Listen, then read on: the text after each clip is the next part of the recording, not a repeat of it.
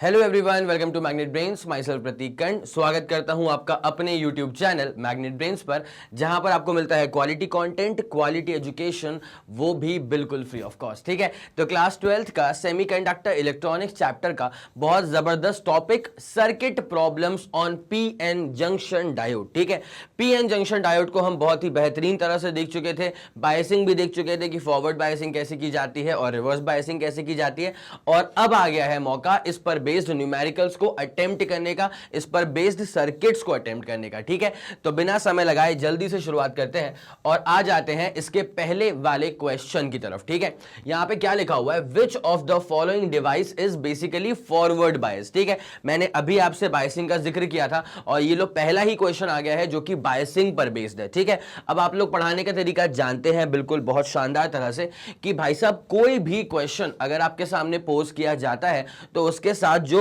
Intact concept होता है और जो उसका प्री रिक्विजिट होता है, मतलब पहले वाले कॉन्सेप्ट होते हैं, उसको भी एक शॉर्ट मैनर में मैं क्वेश्चन करने के दौरान ही समझाते हुए चलता हूं, ताकि किसी भी इंसान को लेफ्ट आउट फील ना हो, ऐसा ना लगे कि यार हमने पहले वाला लेक्चर मिस कर दिया तो क्या ये वाला हमें समझ में आएगा। अरे आएगा, बेहतरीन तरह से आएगा। ठीक है, अब यहीं पे देख लो, which of the following device is forward biased. अगर किसी ने बायसिंग का लॉजिक मिस आउट कर दिया होगा तो उसको मैं समझा दूंगा, और जिनको आता है कि इसका आंसर क्या होगा, ए वाला सही है, बी वाला सही है, सी वाला सही है या डी वाला सही है, उनको बस एक काम करना है। सवाल आप लोग के सामने ये रहा। ठीक है, अगर सवाल प्रॉपर नहीं दिख रहा है तो ये लो भाई साहब, सवाल का पूरा प्रॉपर स्क्रीनशॉट ले लो। ठीक है, और अब क्या करना है, आपको वीडियो को पॉज करके कमेंट सेक्शन में जाना है और लिख देना है कि सर इस टाइम स्टैम्प पे क्वेश्चन नंबर 1 का आपने आंसर पूछा और हमारा आंसर तो ये आ गया। ठीक है, अगर आ गया सही तो बहुत जबरदस्त, अगर किसी कारणवश नहीं आया तो ये लो इसका डिटेल सोल्यूशन। कमेंट सेक्शन में गए, आंसर लिख करके आ गए, चलो वापस आ जाओ। ठीक है, अब वीडियो को वापस से रिप्ले करो। आ जाओ भैया, विच of the following device is forward biased. अब आपको अगर फॉरवर्ड बायसिंग समझनी है तो उसके लिए पहले आपको यह समझना पड़ेगा कि जब आप पीएन डायोड बनाते हैं, जब आप पीएन जंक्शन डायोड बनाते हैं तो वो दिखने में कैसा होता है। ये रहता है बेटा अपने पास circuit symbol for a PN junction diode. ठीक है, अब उसमें ये वाला हिस्सा रहता है पी साइड का रिप्रेजेंटेशन और ये वाला हिस्सा रहता है, राइट साइड वाला हिस्सा रहता है एन साइड का रिप्रेजेंटेशन। ठीक है, अब अगर आपको इसकी बायसिंग करनी है, बायसिंग का मतलब होता है कि बैटरी को अप्लाई करना है। किसको अप्लाई करना बेटा? बैटरी को अप्लाई करना। तो अगर आप P वाले को जोड़ देते हो हाई पोटेंशियल में और N वाले को जोड़ देते हो लो पोटेंशियल में, यहां पे ये है प्लस, ये है माइनस। ठीक है, तो यहां पे प्लस वाले को यूजुअली हम कहेंगे हाई पोटेंशियल और माइनस वाले को हम कहते हैं बैटरी के रिस्पेक्ट में लो पोटेंशियल। ठीक है, तो ये पी साइड था, ये एन साइड था। अब ये पी साइड कहां जुड़ गया बेटा? ये जुड़ गया है हाई पोटेंशियल वाले साइड पे और एन साइड जुड़ गया है लो पोटेंशियल वाले साइड पे। तो ये दरअसल क्लासी सर्किट रिप्रेजेंटेशन होता है फॉर फॉरवर्ड बायसिंग। ये क्लासी सर्किट रिप्रेजेंटेशन होता है फॉर द फॉरवर्ड बायसिंग। अब वैसा ही मैटर आता है रिवर्स बायसिंग के लिए। ठीक है, तो उसके लिए आप क्या करते हैं, ये रहा आपके पास पी एन जंक्शन डायोड, ये पी साइड था, ये एन साइड था। अगर आपको इसकी रिवर्स बायसिंग करनी है तो बस आपको बिल्कुल ठीक इसका उल्टा काम करना है। मतलब यहां पर आप पी को जोड़ देंगे at low potential of the battery of the source और एन साइड को आप जोड़ देंगे at high potential of the battery या फिर ऑफ द सोर्स। ठीक है, तो ये रहा अपने पास माइनस और ये रहा अपने पास प्लस। तो ये जो अपने पास बनकर क्या है, this is a classy representation of reverse biasing of a diode. Reverse biasing of a diode. मेरे ख्याल से आपके दिमाग में इतनी चीज भली भांति बैठ गई होगी। ठीक है, ये आप समझ गए। अच्छा, अब होता क्या है ना, जो हमारा गिवन क्वेश्चन था उसमें कोई बैटरी गिवन नहीं थी, उसमें दोनों पॉइंट्स पे ना कुछ पोटेंशियल की वैल्यूज गिवन थी। तो अब उस तरह के सर्किट को सॉल्व कैसे किया जाएगा, तो चलिए आपको अब सिखाते हैं कि वैसे सर्किट को सॉल्व कैसे करना है। फॉर एग्जाम्पल के तौर पर मैं ले रहा हूं, मान लीजिए you have a PN junction diode. ठीक है, obviously this is going to be the P side, this is going to be the N side. ठीक है, मान लो बेटा अगर ये है -8 वोल्ट पे और ये है -6 वोल्ट पे। ठीक है, तो ऑब्वियसली यहां पे तो ऐसा भी कुछ नहीं है कि साइन कन्वेंशंस को देख करके मैं कुछ समझ जाऊं कि फॉरवर्ड बायस्ड है कि रिवर्स बायस्ड है। तो यहां पे कुछ अलग लॉजिक अप्लाई करना पड़ता है जो कि बहुत ज्यादा मतलब बहुत ज्यादा ही वो out of the box logic नहीं होगा। देखो बेटा क्या करेंगे इसमें, -8 और -6 कौन सी वैल्यू बड़ी है, तो -8 तो काफी छोटा पड़ जाएगा -6 के सामने, तो -8 इज बेसिकली लो पोटेंशियल, ठीक है। HP का मतलब यहाँ पे होगा हाई पोटेंशियल और LP का मतलब यहाँ पे होगा लो पोटेंशियल, और यहाँ पे -6 कंपेयर करेंगे -8 से, तो -6 बड़ा है, दिस इज हाई पोटेंशियल। अब आप लोग जानते हैं अगर N साइड को हाई पोटेंशियल पे अटैच कर दिया और P साइड को लो पोटेंशियल पे अटैच कर दिया, N साइड को हाई पोटेंशियल पे अटैच कर दिया, P साइड को लो पोटेंशियल पे अटैच कर दिया, तो ये बन जाएगा रिवर्स बायसिंग। इसका मतलब this is a reverse biased, this is a reverse biased diode. ये एक रिवर्स बायस्ड डायोड है, ठीक है। क्या आपको ये वाली बात समझ में आ गई? पक्का। तो बस दिमाग में ये डेटा एकदम सेट रखना अच्छे से कि जैसे अगर P वाला हाई पोटेंशियल, N वाला लो पोटेंशियल, तो ये जो कार्यक्रम होता है, ये जो कंडीशन होती है, अगर P वाला हाई पोटेंशियल, N वाला लो पोटेंशियल पे है, तो ये कंडीशन होती है फॉर फॉरवर्ड बायसिंग। ये कंडीशन होती है for forward biasing of a diode, ठीक है। अगर इसका उल्टा हम करें, मतलब अगर P वाले को हम जोड़ देते हैं लो पोटेंशियल पे और N वाले को अगर हम जोड़ देते हैं हाई पोटेंशियल पे, तो ये वाली प्यारी सी कंडीशन होती है, यहाँ तो दो दिल मिल रहे हैं भाई, तो ये वाली जो कंडीशन होती है जिसमें P वाला लो पोटेंशियल पर है, N वाला हाई पोटेंशियल पे है, ये वाली कंडीशन होती है फॉर द रिवर्स बायसिंग। आ गया, पूरा मैटर क्लियर हो गया, ठीक है। ये वाला पूरा मैटर क्लियर हो गया। और जब मैंने यहां पे HP का टर्म यूज करा है ना, HP का मतलब यहां पे होने वाला है हाई पोटेंशियल, तो ऑब्वियसली LP का मतलब होने वाला है लो पोटेंशियल, LP का मतलब होने वाला है low potential. It's as simple as that. आई पूरी बात समझ?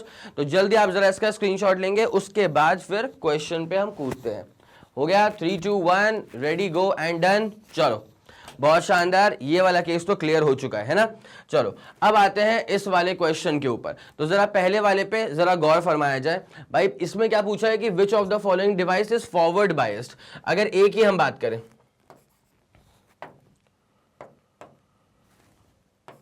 अगर हम ए वाले की बात करते हैं, तो ए वाले में क्या हो रहा है बेटा, ए वाले में 0 वोल्ट है और उसके बाद कितना आ रहा है, -2 वोल्ट आ रहा है। ये आ रहा है 0 वोल्ट और ये आ रहा है -2 वोल्ट। तो 0 वोल्ट मतलब हाई पोटेंशियल, -2 वोल्ट इसका मतलब लो पोटेंशियल। तो भाई साहब यहाँ पे P वाले को जोड़ दिया हाई पे, N वाले को जोड़ दिया लो पे, तो ऑब्वियसली पहला वाला ही जो है वही पकड़ में आ गया है कि भैया पहला वाला जो है this is a forward biased diode. आया समझ? पहला वाला कैसा हो गया, फॉरवर्ड बायस डायोड हो गया। तो आप ऑब्वियसली ए पर टिक लगा सकते हैं, ठीक है। लेकिन चेक करने के लिए बाकी सारे भी एक बार चेक तो कर लें, अपन चेक तो करना बनता है ना यार। अब जरा बी वाले पे आ जाओ। अगर बी वाले की बातचीत की जाएगी तो बी वाले के साथ क्या हो रहा है बेटा, -4 और -3। तो ये रहा हमारे पास, ये P था ये N था, ये P था ये N था। तो ये P वाला कहां जा रहा है, -4 पे जा रहा है, ये P वाला जा रहा है -4 पे, और ये N वाला कहां जा रहा है, -3 पे। तो भाई साहब यहाँ पे ना -3 जो है वो बड़ी वैल्यू है एज वन कंपेयर टू -4। तो ये अपने पास हाई पोटेंशियल है, ये अपने पास लो पोटेंशियल है। तो भाई जब P वाला जुड़ गया लो पोटेंशियल में और N वाला जुड़ गया हाई पोटेंशियल में, so this is reverse biased, this is basically a reverse biased diode. आई पूरी बात समझ? सी वाला भी चेक कर ले फटाफट से, सी वाला भी चेक कर ले फटाफट से। 3 और 5 वोल्ट है सी वाले में, क्या है बेटा, 3 वोल्ट है और 5 वोल्ट है। तो 3 वोल्ट और 5 वोल्ट कंपेयर करना, 5 वाला हाई पोटेंशियल और 3 वाला क्या हो जाएगा, लो पोटेंशियल। तो ऑब्वियसली ये P वाला जा रहा है लो पोटेंशियल पे, तो ये वाला भी रिवर्स बायस्ड है। और ये आखिरी वाला भी चेक कर लेते हैं क्या हो रहा है आखिरी वाले के साथ। -2 था और 2 था, क्या था, -2 और 2। रेजिस्टेंस यहाँ पे मैटर नहीं करेगा यहाँ पे, ठीक है। P था ये N था, तो ये -2 आ रहा है और ये 2 आ रहा है। ऑब्वियसली -2 लो पोटेंशियल और 2 क्या हो जाएगा, हाई पोटेंशियल। तो ये जो बायसिंग है इसकी हो जाएगी रिवर्स बायसिंग। इसकी भी जो बायसिंग है वो कैसी हो जाएगी, reverse biasing. So this is going to be a reverse biased diode, ठीक है, this is going to be a reverse biased diode. तो इसमें पूछा ये हुआ था कि which of the following is forward biased, तो obviously answer A is going to be the correct answer. आ गई पूरी बात समझ में?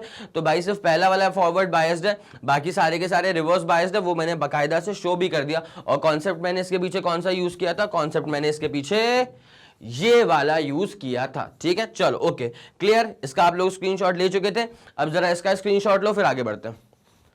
जल्दी करना बेटा, 3 2 1 रेडी गो एंड डन। चलो, ये वाली बात पूरे अच्छे से समझ में आप लोग को आ गई होगी, ठीक है। इसे गायब किया जाए और बढ़ते हैं हम ठीक अपने अगले वाले सवाल की तरफ, ठीक है। यहां पे क्या हो रहा है? In the given figure the potential difference between A and B, A और बी के बीच में पोटेंशियल डिफरेंस पूछा हुआ है। तो भाई साहब ये ए वाला पॉइंट है और ये बी वाला पॉइंट है। तो देखो यार, ये जो डायोड है ना, बस चेक कर लो कि ये फॉरवर्ड बायस्ड है कि रिवर्स बायस्ड है। जब भी कभी सर्किट के अंदर डायोड्स आ जाते हैं ना, इस तरह के सर्किट्स के अंदर जहां पे एक बैटरी का सोर्स होगा और बहुत सारे रजिस्टर्स होंगे, अगर वहां पे अगर डायोड का इन्वॉल्वमेंट है, तो आपको बस एक चीज चेक करनी है कि वो डायोड फॉरवर्ड बायस्ड है या फिर वो डायोड रिवर्स बायस्ड है। अगर डायोड फॉरवर्ड बायस्ड होगा तो उस वाले ब्रांच में से करंट जा पाएगा ऑब्वियसली, ठीक है। बट अगर ये डायोड रिवर्स बायस्ड हो गया तो फिर उस ब्रांच में से करंट नहीं जा पाएगा, बिकॉज मैंने आप लोग को बता के रखा है कि अगर मैं आइडियल डायोड की बात करूं, अगर मैं आपसे बात करता हूं आइडियल डायोड, मैं डायोड का टर्म यूज कर रहा हूं, इसका मतलब वो बेसिकली पीएन जंक्शन डायोड है, ठीक है। तो यहां पे अगर कोई आइडियल डायोड की अगर बात की जाए, तो अगर डायोड फॉरवर्ड बायस्ड है, अगर डायोड की फॉरवर्ड बायसिंग हुई है, अगर डायोड फॉरवर्ड बायस्ड है, देन उसका जो इंटरनल रेजिस्टेंस होता है वो अप्रोक्सीमेटली 0 होता है, ठीक है। इसका मतलब forward biased diode acts like a basically conducting path या प्रोवाइड्स कंडक्टिंग पाथ, ठीक है।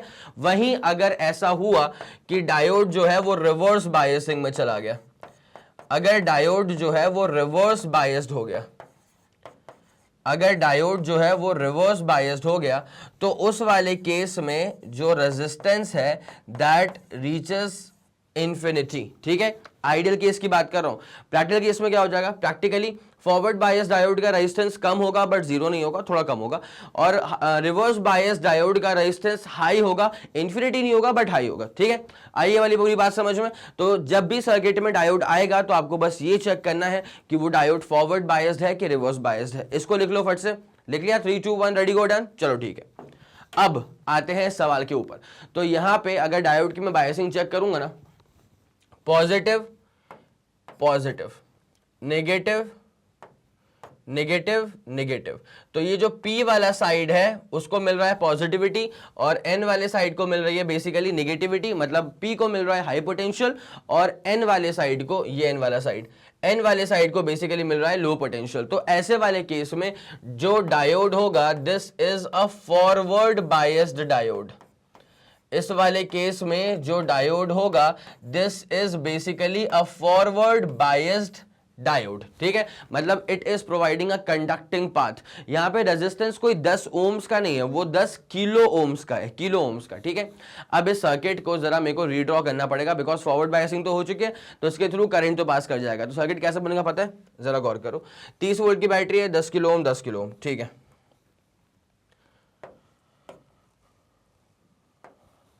आ जाओ भाई,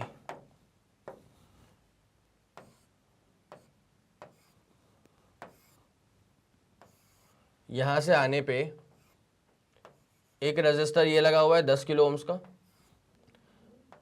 एक रेजिस्टर ये लगा हुआ है 10 किलो ओम्स का, और यहां पे एक और वो डायोड था कंडक्टिंग पाथ, तो वहां पर भी लग जाएगा तुम्हारे पास 10 किलो ओम्स का, कोई दिक्कत वाली बात नहीं है। तो यहां पे भी लग जाएगा तुम्हारे पास कितने का बेटा? डायोड को मैंने हटा दिया because diode is basically showing that वो तो फॉरवर्ड बायस्ड है, तो वो कंडक्टिंग पाथ की तरह काम कर रहा है। कैसे काम कर रहा है? कंडक्टिंग पाथ की तरह, ठीक है। ये है हमारे पास 10 किलो ओम्स का, ये वाला भी हमारे पास है कितने का? 10 किलो ओम्स का, और ये वाला भी है 10 किलो ओम्स का ऑब्वियसली। ठीक है। अब उसके बाद यहाँ पे क्या पूछा हुआ है बेटा, ए और बी के बीच में आपको पोटेंशियल ड्रॉप चाहिए, आपको ए और बी के बीच में पोटेंशियल ड्रॉप चाहिए। वो भी ए वाला पॉइंट कहाँ पे आ रहा है, ए वहां पे आ रहा है और बी यहाँ पे आ रहा है, ए यहाँ पे आ रहा है और बी वाला पॉइंट यहाँ पे आ रहा है। और कुछ तो मिस नहीं कर दिया अपन ने, बाकी सब एकदम सटीक चल रहा है। 10 किलो ओम 10 किलो ओम और 30 वोल्ट की बैटरी, आपको ए और बी के बीच का पोटेंशियल ड्रॉप चाहिए। 30 वोल्ट की बैटरी और आपको 10 kilo ohm 10 kilo ohm 10 kilo ohm, A और बी के बीच का पोटेंशियल ड्रॉप चाहिए। ठीक है भाई, ये ए वाला पॉइंट मैं इसको बोलूं या इसको बोलूं, it's one in the same thing only. ठीक है, ए वाला पॉइंट मैं इसको बोलूं या इसको बोलूं, it's one in the same thing only, because दोनों का पोटेंशियल सेम होगा। और दोनों का पोटेंशियल सेम क्यों होगा, बिकॉज इनके बीच में कोई डिवाइस नहीं आ रहा है जो पोटेंशियल को ड्रॉप करवा दे। ठीक है, इनके बीच में इस वाले पॉइंट और इस वाले पॉइंट के बीच में कोई डिवाइस नहीं आ रहा है जो पोटेंशियल को ड्रॉप करवा दे। देयरफॉर अगर पॉइंट ए क्वेश्चन के हिसाब से यहां देके रखा है तो हम इसको ऑब्वियसली ए यहां पे ले सकते हैं, बिकॉज दोनों के बीच में कोई पोटेंशियल ड्रॉप नहीं होगा, they will be at the same potential. ठीक है, तो मुझे ए और बी के बीच में निकालना है पोटेंशियल ड्रॉप। तो इसका मतलब ये है कि सिर्फ 10 किलो ओम पे मत निकाल लेना भाई साहब, आपको ये कॉम्बिनेशन पैरेलल का पूरा सॉल्व करना पड़ेगा। उसके बाद सॉल्व होने के बाद जो बचेगा ना ए और बी के बीच में, उसके अक्रॉस का आपको पोटेंशियल निकालना पड़ेगा ऑब्वियसली। ठीक है, ये वाली बात समझ में आ गई आप लोग को। तो अपन एक काम करते हैं, 10 और 10 का जब अपन पैरेलल करेंगे, ठीक है, क्या बोला मैंने, जब 10 और 10 का अपन करेंगे पैरेलल तो इसका आंसर कितना आ जाएगा, 5 किलो ओम्स। ठीक है, कितना आ जाएगा, 5 किलो ओम्स। ऑब्वियसली जब इसका आप करोगे पैरेलल तो रेजिस्टेंस इन पैरेलल क्या होता है, प्रोडक्ट अपॉन सम। ठीक है, तो 10 किलो ओम इंटू 10 किलो ओम अपॉन 10 प्लस 10। ठीक है, तो 100 अपॉन 20 करोगे तो कितना आएगा, 5 ना, और वो भी हम किलो ओम्स में लेके चल रहे हैं तो अपना आंसर भी किस में आएगा, किलो ओम्स में ही आएगा। ठीक है, तो 100 अपॉन 20 5 ही आता है। ओके डन, तो अपना आंसर कितना आ गया इसके बीच का, 5 किलो ओम्स। अब इसका मॉडिफाइड सर्किट देखो और उसके बाद तो फिर कहानी खत्म हो जाएगी। इसका मॉडिफाइड सर्किट देखो, इसका सिंप्लीफाइड वर्जन देखो, ये कहना चाहिए। देखो भाई, यहां पे एक 10 किलो ओम्स का लगा हुआ है, उसको अपन नहीं हटा रहे। 10 और 10 को सॉल्व करने पे आ गया 5 किलो ओम्स। 10 और 10 को सॉल्व करने पे आ गया है 5 किलो ओम्स। ये वाला कितने का है, ये तो 10 किलो ओम्स का ही है, कोई दिक्कत वाली बात नहीं है। और इसको सॉल्व किया तो ये आ गया था 5 किलो ओम्स। और इस बात को भूल मत जाना बेटा, इस बात को भूल मत जाना कि ए और बी कहां पे लगे हुए थे। ए और बी जहां पे लगे हुए थे उसको वैसे ही बना रहा हूं, ए वाला पॉइंट और ये वाला था बी वाला पॉइंट। ठीक है, यहां तक कोई मसला, यहां तक कोई दिक्कत तो नहीं है। ठीक है, तो ए और बी और इन दोनों के बीच में कितने का बन गया, ये कॉम्बिनेशन 5 का बन गया, तो 5 लिख दिया। ऊपर 10 वाले को बिल्कुल नहीं छेड़ा, 10 किलो ओम को बिल्कुल नहीं छेड़ा, और 30 वोल्ट की बैटरी थी। कितने वोल्ट की बैटरी है, 30 वोल्ट की बैटरी है। हाँ जी, 30 वोल्ट ही है, इसमें मिली किलो वगैरह कुछ नहीं है, तो 30 वोल्ट की बैटरी है। अब निकालना है what is the potential drop between A and B. बहुत सिंपल सी बात है, अब तो कुछ नहीं बचा। एक काम करो, यहाँ पहले आई निकाल दो। क्या निकाल दो, पहले यहाँ पे आई निकाल दो। तो पहले मैं इस सर्किट पे गया, उसके बाद फिर मैं यहाँ से कूद गया इस वाले सर्किट पे। ठीक है, अब बस मेरा काम क्या बनता है कि मैं यहाँ पे आई तो निकाल दूं। तो आप लोग को पता होता है कि according to Ohm's law, according to Ohm's law क्या बोलता है कि V इज इक्वल टू होता है IR। ओम्स लॉ क्या बोलता है, V इज इक्वल टू क्या होता है, IR। तो भाई अगर ओम्स लॉ के हिसाब से V is equal to IR है तो I इज इक्वल टू क्या हो जाएगा, V over R। Obviously I तो निकाल लेंगे बार, तो I क्या हो जाएगा, V ओवर R। तो भाई साहब जब यहां से आप I is equal to V कितना है, 30। अब जरा आर पे खेल कर लें अपन, आर पे खेल कर लें। आर पे कैसे खेल करेंगे भाई, 10 और 5। ठीक है, जब 10 किलो ओम और 5 किलो ओम को आप सीरीज में लगाओगे तो कितना आंसर आएगा, 15 किलो ओम। 15 किलो, किलो मतलब 10 टू द पावर 3, 15 किलो मतलब क्या होगा, 10 टू द पावर 3 ओम्स। तो ये अपने पास अभी सॉल्व आउट कर लेते हैं, इसको आंसर आ जाएगा। ये बस करंट आएगा अभी 30 अपॉन 15 करोगे तो 2 आ जाएगा। ठीक है, कितना आ जाएगा, 2। उसके बाद 10 टू द पावर 3 को ऊपर ले जाना, तो वो क्या हो जाएगा, 10 टू द पावर -3। तो 2 into 10 to the power -3 ampere. 2 into 10 to the power 3 ampere. ये आ जाएगा हमारे पास में करंट। क्या आ जाएगा हमारे पास, ये करंट आ जाएगा। यहां तो कोई दिक्कत तो नहीं है। ठीक है, ये अपने पास करंट आ चुका है। लेकिन एक बात का आपको खास ख्याल रखना है कि आपको बेसिकली पोटेंशियल डिफरेंस निकालना था बिटवीन ए वाला पॉइंट एंड बी वाला पॉइंट। तो जब यहां से करंट गुजरा, जब यहां से करंट गुजरा, मतलब 2 मिली एम्पियर निकला ना यहां से, तो मैं यहां पे इसको निकाल देता हूं, ये 2 मिली एम्प्स। ठीक है, करंट की वैल्यू कितनी आ रही है, अगर प्यार से इसको बोला जाए तो 2 मिली एम्पियर आ रही है, ठीक है।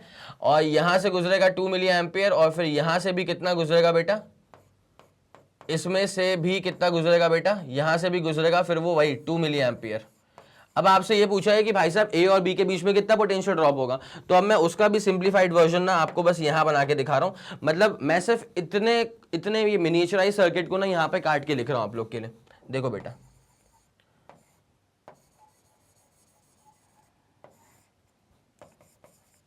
ए वाला पॉइंट है ऊपर, गौर फरमाइएगा, ए वाला पॉइंट है ऊपर और बी वाला पॉइंट है नीचे, ठीक है। ए और बी 5 किलो ओम का डिवाइस है। कितने का डिवाइस है भाई ये, 5 किलो ओम्स का,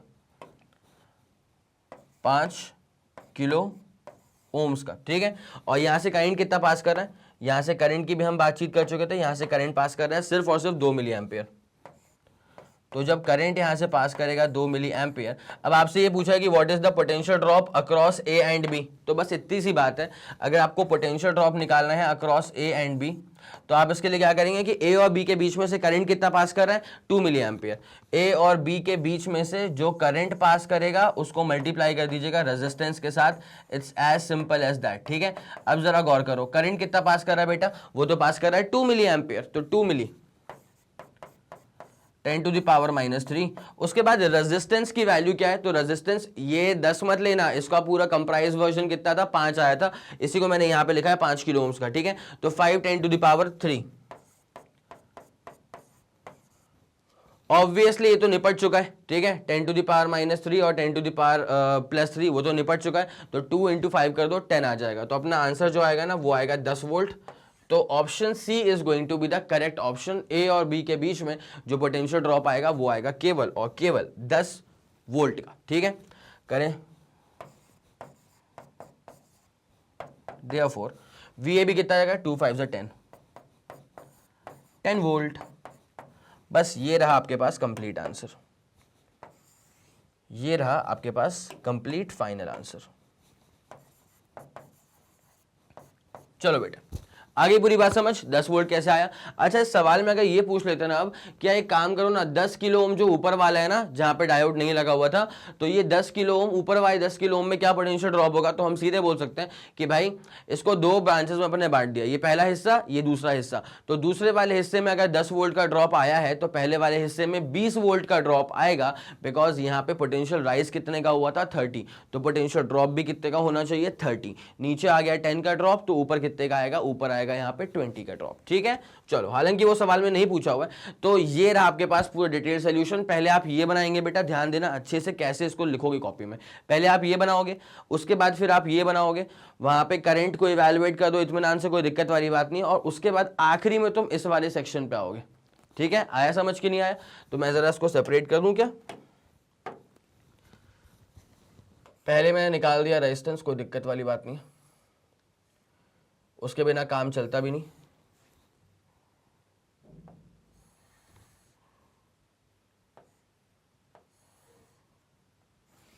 ठीक है, तो पहले जरा इस पे आना, इसको नोट करना, उसके बाद फिर तुम जाना इस वाले हिस्से पे, उसके बाद तुम इसको नोट करना, और उसके बाद आखिरी में अंतिम में यहां पे आ जाना, और ये रहेगा आपका आंसर 10 वोल्ट, ठीक है। तो जल्दी इसका स्क्रीनशॉट लो, उसके बाद अगले वाले क्वेश्चन पे कूदते हैं बेटा। 3 2 1 रेडी गो एंड डन।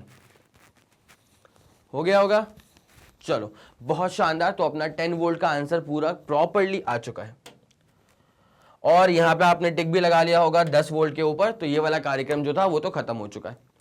अब आते हैं क्वेश्चन नंबर 3 पे।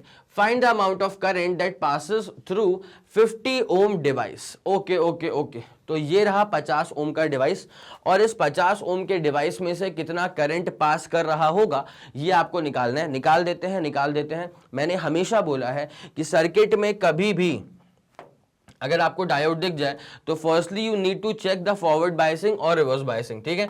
तो फर्स्टली इसको तुम लिख लो कहीं पे, firstly check the reverse biasing and और forward biasing of P N junction diode.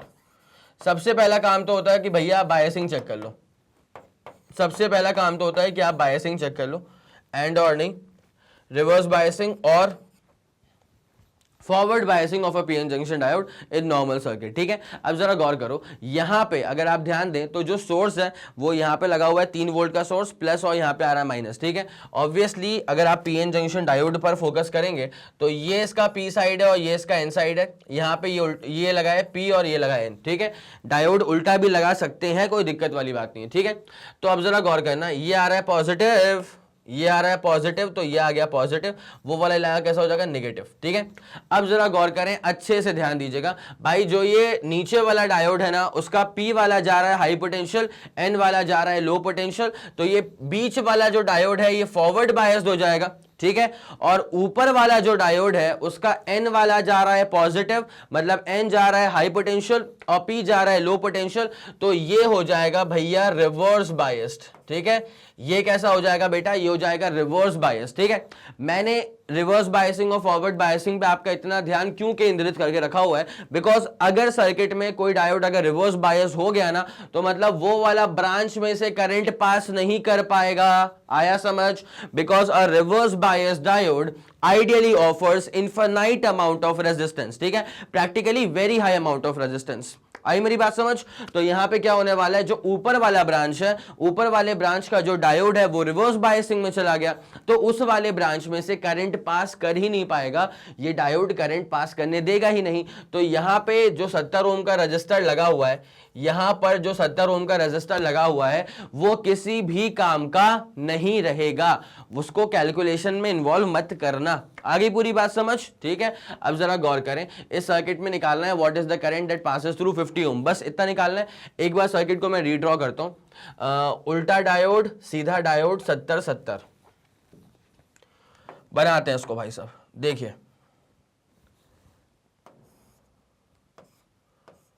उल्टा डायोड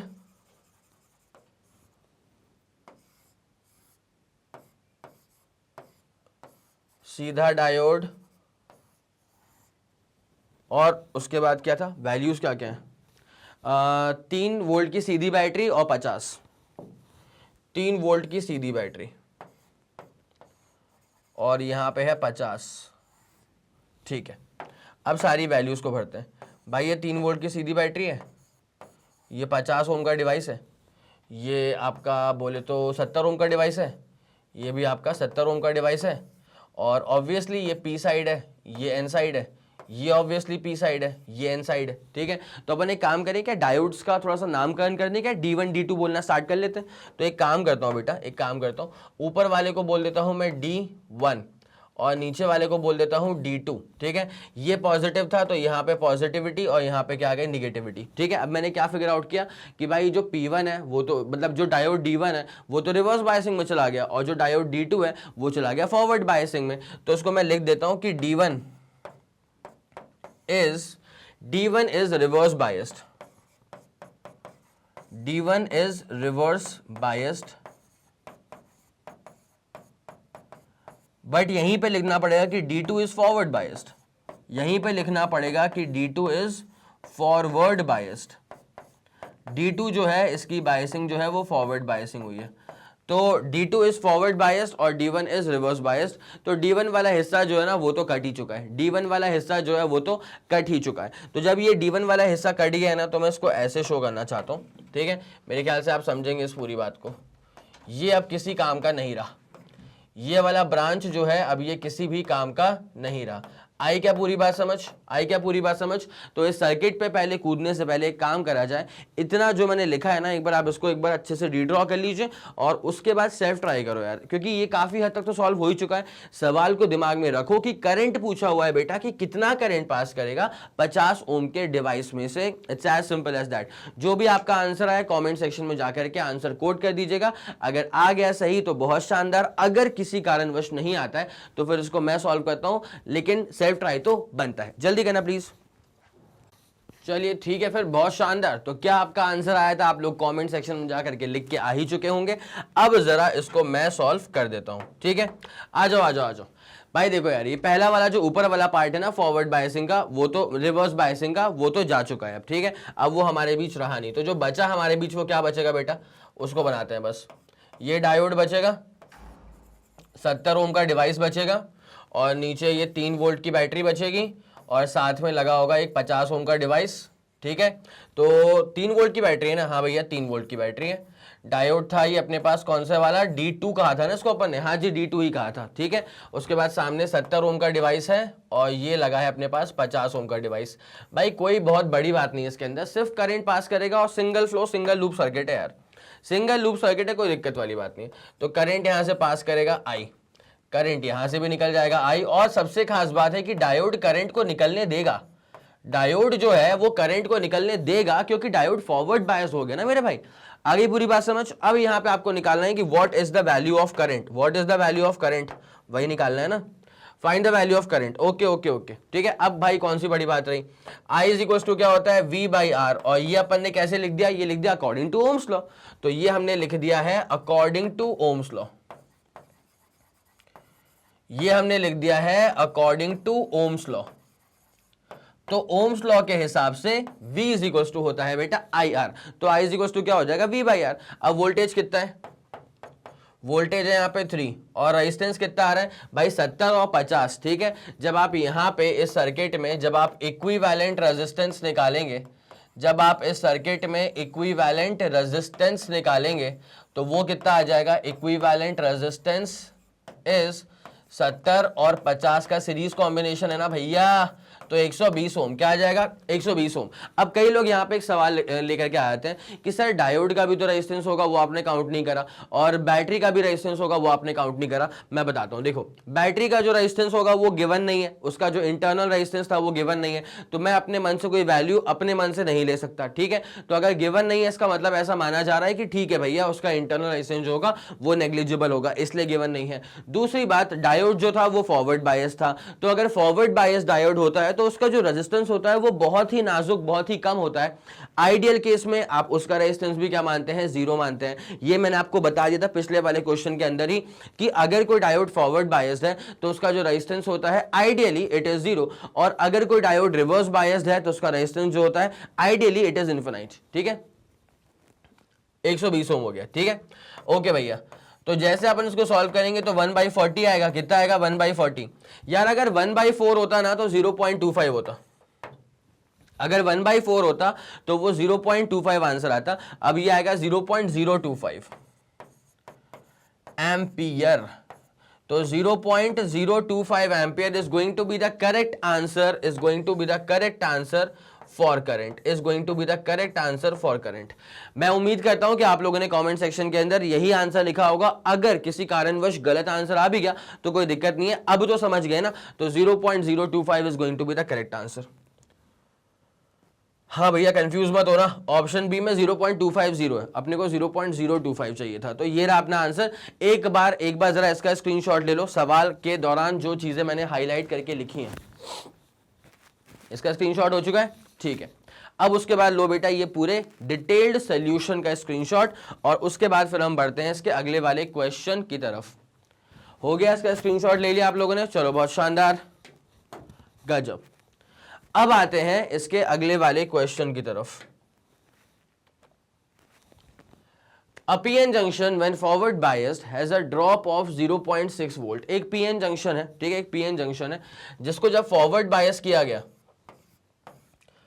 तो उसके अक्रॉस का जो पोटेंशियल ड्रॉप है वो 0.6 वोल्ट आ गया, ठीक है। हर डिवाइस में जब करंट पास करता है तो ड्यू टू इट्स रेजिस्टेंस उसके अंदर एक पोटेंशियल ड्रॉप होता है, ठीक है। हर डिवाइस में से जब करंट I पास करता है तो due to its own resistance उसके डिवाइस के अंदर एक पोटेंशियल ड्रॉप होता है V, ठीक है, which is equal to I into R, Ohm's law, which is assume to be independent of the current. तो मतलब ये जो पोटेंशियल है ना, जो पोटेंशियल ड्रॉप होगा 0.6 वोल्ट, ये दरअसल करंट पे डिपेंड नहीं कर रहा है, ठीक है। तो अच्छा, करंट पे अगर डिपेंड नहीं कर रहा है तो इसका मतलब ये इसका मटेरियल का बैरियर पोटेंशियल है, ये इस डायोड का जो है ना, this is the barrier potential, V subscript B, इसी को तो हम कहते हैं बैरियर पोटेंशियल, इसी को तो हम कहते हैं बैरियर पोटेंशियल। मेरे ख्याल से आप पूरी बात समझ पा रहे होंगे अच्छे से, ठीक है। तो a PN junction when forward biased has a drop of 0.6 volt which is assumed to be independent of current, ये करंट पे डिपेंड नहीं करता, ये एक बैरियर पोटेंशियल है। The current in excess of 10 milli ampere through the diode produces a large joule heating effect. अगर 10 milli ampere का current अगर पास कर गया तो यहां पे बहुत ज्यादा हीटिंग इफेक्ट प्रोड्यूस हो जाएगी। अब ये जूल्स हीटिंग इफेक्ट क्यों कहा गया है? बिकॉज जूल्स लॉ के हिसाब से आप हीट इवेलुएट कर सकते हो जब करंट आई पास करेगा किसी भी डिवाइस में से जिसका रेजिस्टेंस आर के बराबर होगा, और डिवाइस में से करंट पास करेगा for T amount of time, तब जाकर के उस डिवाइस में जो हीट प्रोड्यूस होगी, this is given by H is equal to I square R T. H यहां पर हीट होती है और ये फॉर्मूला इवेलुएट किया गया था जूल्स लॉ के दौरान। आया समझ? ठीक है। अब उसके बाद क्या देके रखा है? अच्छा, अगर इतना करंट पास करेगा then Joule's law of heating की वजह से ये जो है ना, ये डायोड जो है वो जल जाएगा, डायोड जो है वो बर्न हो जाएगा। तो भैया 10 मिली एम्पियर मत पास करवाना, ऑब्वियसली जलाना थोड़ी है। तो if we want to use 1.5 volt battery, क्या बोला है? If we want to use 1.5 volt battery to forward bias the diode, अगर हम इस डायोड को फॉरवर्ड बायस करने के लिए 1.5 वोल्ट की बैटरी का इस्तेमाल करना चाहते हैं, then what should be the value of resistor used in series with the diode. तो डायोड के साथ किस अमाउंट का रेजिस्टर सीरीज में लगाना चाहिए so that the maximum current does not exceed 6 milli ampere. अब बच्चों को यहां पे कंफ्यूज करने के लिए करंट दो तरह के देकर रखे, ठीक है। अब बच्चा कंफ्यूज कि 10 मिली एम्पियर लेना है कि 6 मिली एम्पियर लेना है, तो भैया उसके लिए कहानी पढ़नी पड़ेगी। 10 मिली एम्पियर जो है वो जला देगा, आया समझ? 10 मिली एम्पियर का जो करंट है वो तो जला देगा। तो ऑब्वियसली आपका सवाल में जो करंट गिवन है, जो वो चाहते हैं कि आप लेके चले, वो आप लेके चलेंगे 6 मिली एम्पियर, ठीक है। तो आपके सामने जो सवाल प्रस्तुत है उसके हिसाब से बैटरी का पोटेंशियल है 1.5 वोल्ट, डायोड का खुद का पोटेंशियल ड्रॉप है 0.6 वोल्ट। डायोड का जो बैरियर पोटेंशियल है, भाई बैरियर पोटेंशियल जो होता है ना, barrier potential is independent of the current, barrier potential is independent of the current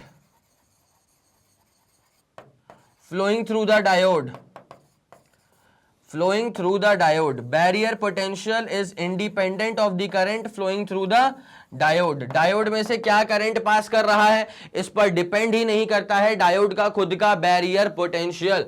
तो मेरे ख्याल से आप इस बात को भी समझ गए होंगे, ठीक है। चलो अब जरा गौर करना। तो भैया अगर 1.5 वोल्ट की बैटरी आप यूज करोगे तो डायोड का जो पोटेंशियल ड्रॉप है वो है 0.6 वोल्ट का। वैसे सिलिकॉन का जो पोटेंशियल ड्रॉप होता है वो 0.7 वोल्ट होता है, जर्मेनियम का जो पोटेंशियल ड्रॉप होता है वो 0.3 वोल्ट होता है, लेकिन यहां मतलब बैरियर पोटेंशियल जो होता है वो 0.3 वोल्ट होता है, लेकिन इस सवाल के अंदर डेटा मन से गिवन होगा तो वो 0.6 वोल्ट गिवन है, ठीक है।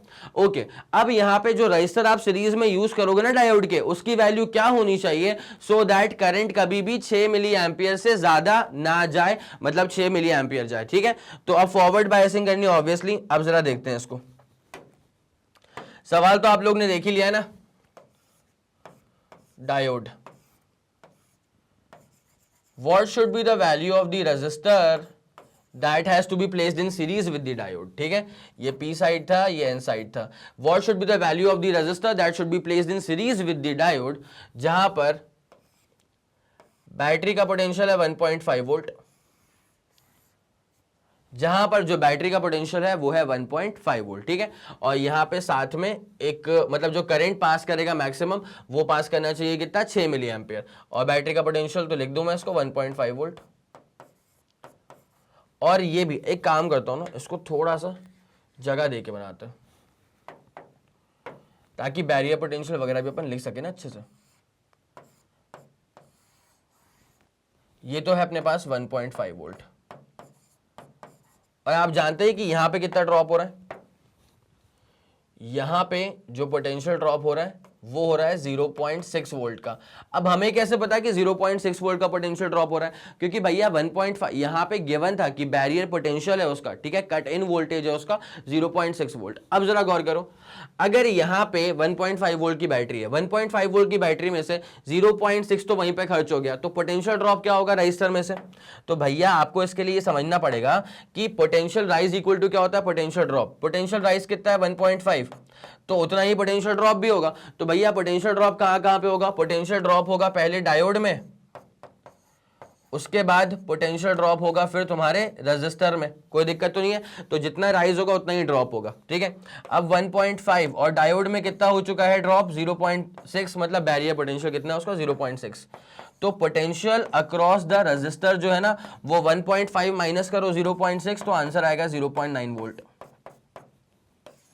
मतलब रजिस्टर में से कितना पोटेंशियल ड्रॉप हो रहा है, रजिस्टर में कितना पोटेंशियल ड्रॉप हो रहा है, वो हो रहा है 0.9 वोल्ट का पोटेंशियल ड्रॉप। ठीक है, इसको फिर मैं यहाँ पे लिख देता हूं कि अब हमने फिगर आउट कर लिया है कि यहाँ पे 0.9 वोल्ट का पोटेंशियल ड्रॉप है। और सवाल में एक और बहुत ही शानदार चीज गिवन थी बेटा कि करंट जो पास कर रहा है वो पास कर रहा है कितना, 6 मिली एम्पियर। तो करंट को यहीं पे शो करना स्टार्ट कर देते हैं। करंट पास कर रहा है 6 मिली एम्पियर और यहां से भी करंट जो है वो पास कर रहा है कितना, 6 मिली एम्पियर। कोई दिक्कत वाली बात तो नहीं है, ठीक है। अब अगर ऐसी बात है तो बस निकालना क्या अपने को कि what is the value of the resistance, what is the value of the resistance. अब जरा गौर फरमाएं आप, रेजिस्टेंस की वैल्यू नहीं पता, इसका पोटेंशियल ड्रॉप हमें भली भांति पता है और इसमें से पास होने वाला करंट भी पता है कि ये तो 6 मिली एम्पियर है। और पोटेंशियल ड्रॉप कितना है इसका, पोटेंशियल ड्रॉप था इसका 0.9 वोल्ट। तो अब यहां पे हमें क्या निकालना है, आर की वैल्यू निकालनी है। अब अकॉर्डिंग टू ओम्स लॉ वाला खेल खेल देते हैं अच्छे से, ठीक है। तो according to Ohm's law, according to Ohm's law, Ohm's law के हिसाब से V इज इक्वल टू क्या होता है बेटा, I R. V is equal to क्या होता है, आई आर। तो अगर V is equal to I R है और हमको अगर R निकालना है तो R हो जाएगा कितना, V अपॉन आई। R कितना हो जाएगा बेटा, V अपॉन आई। सही जा रहे हैं, सही जा रहे हैं। V की वैल्यू कितनी है भाई, वहां पूरा V 1.5 लेके मत चलो, तुम्हें सिर्फ रेजिस्टेंस R की बात करनी है ना। तभी तो मैंने सिर्फ इतने पोर्शन को यहां पे कट आउट करके दिखाया आपको, ताकि आप पूरे इस सर्किट के जाल में ना फंसे। आपको सिर्फ R की वैल्यू निकालनी है, तो आपको सिर्फ R में से पास होने वाला करंट चाहिए और आपको सिर्फ R के अक्रॉस का पोटेंशियल ड्रॉप चाहिए। आया समझ, ठीक है। तो इसमें कितना पोटेंशियल ड्रॉप हो रहा है भैया, 0.9। हमने बोला बहुत शानदार, सही जा रहे हो अभी तक तो, ठीक है। 0.9 और I कितना है, I है 6 मिली एम्पियर। कोई दिक्कत नहीं है, अभी कोई दिक्कत नहीं है, आराम से करो, आराम से करो, आराम से करो, ठीक है भाई। 6 को अगर 15 से मल्टीप्लाई कर दूंगा तो कितना आ जाएगा, ये आ जाएगा अपने पास 90, ठीक है। तो मैं इसको 90 बना दूं एक बार, मतलब पॉइंट को मैं 2 बार आगे लेके आ गया हूंगा, तो 10 to the power -2, 6 10 to the power -3।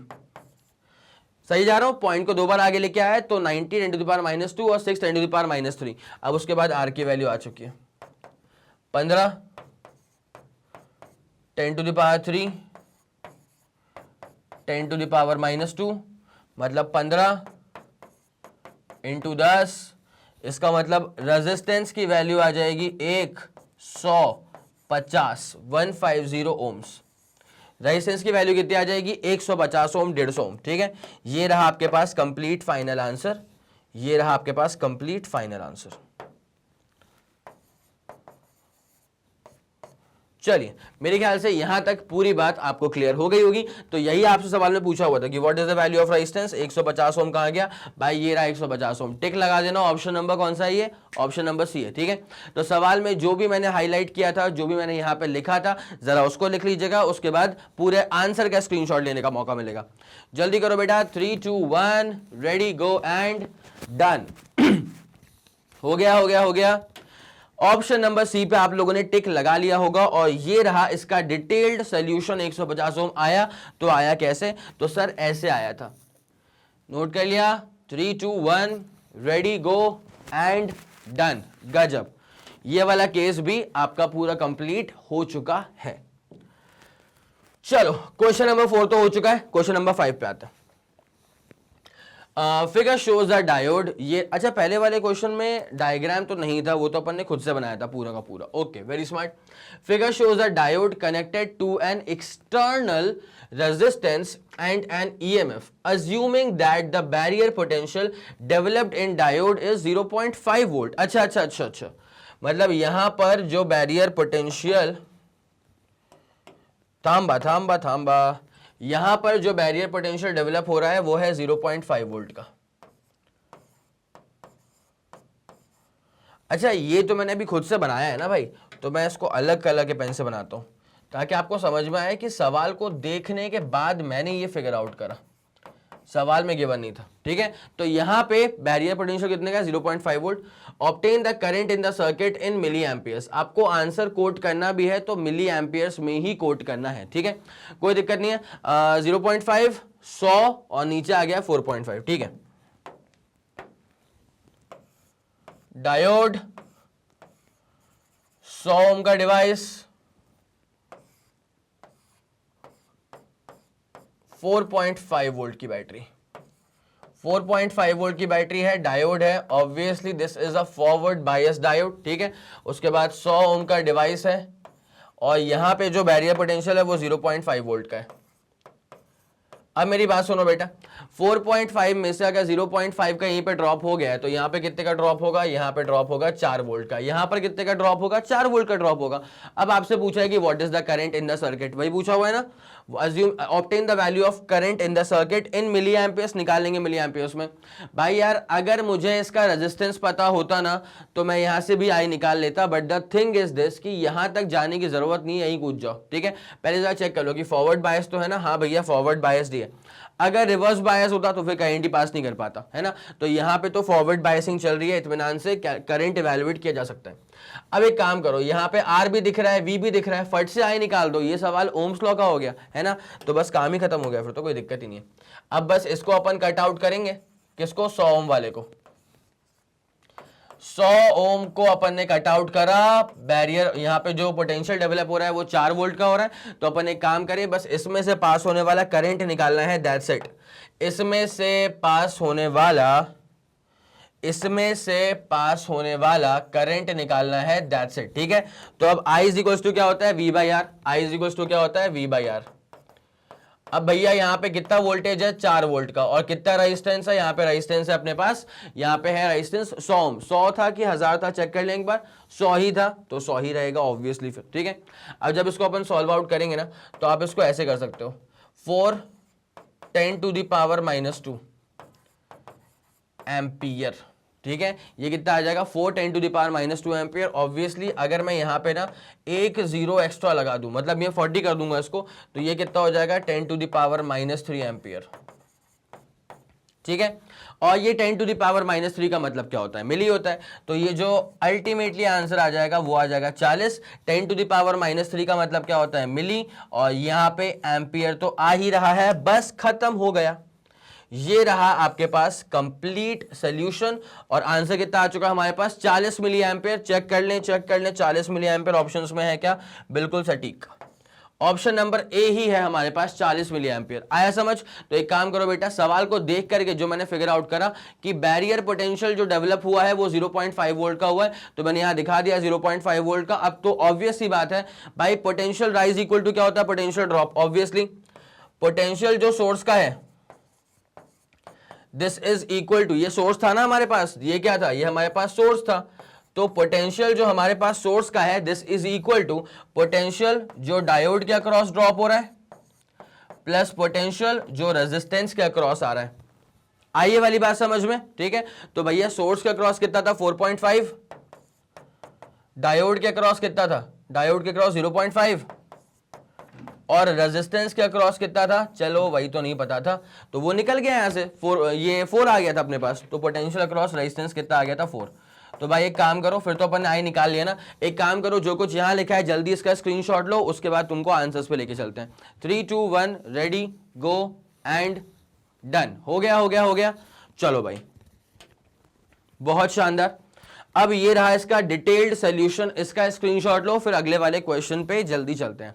3 2 1 ready go and done. चलो एक तरफा भाई, ठीक है, क्लियर हो चुका होगा। अब जरा आगे बढ़े, question number 5 is all set, all done. अब आते हैं क्वेश्चन नंबर 6 के ऊपर, ठीक है। क्वेश्चन नंबर 6 में ना यार एमीटर लगा है और वोल्ट मीटर, एमीटर लगा हुआ है। अब मैं एक कॉन्सेप्ट सिखाने वाला हूं तुम लोगों को, एमीटर और वोल्ट मीटर पर बेस, ठीक है। एक बार जरा देख लें उसको, ये इसके साथ का अटैच्ड कॉन्सेप्ट है, ये इसके साथ का अटैच्ड कॉन्सेप्ट है। अगर कोई आपसे बात करता है एमीटर की, तो आपको पता होना चाहिए एमीटर एक ऐसा डिवाइस होता है जो कि करंट को मेजर करता है। एमीटर एक ऐसा डिवाइस होता है जो कि करंट को मेजर करता है, ठीक है। ओके, लिख दें इसको, एमीटर एक ऐसा डिवाइस होता है जो कि करंट को मेजर करता है। दूसरा, एमीटर को हमेशा प्लेस करना पड़ता है सीरीज में, it is always placed in series.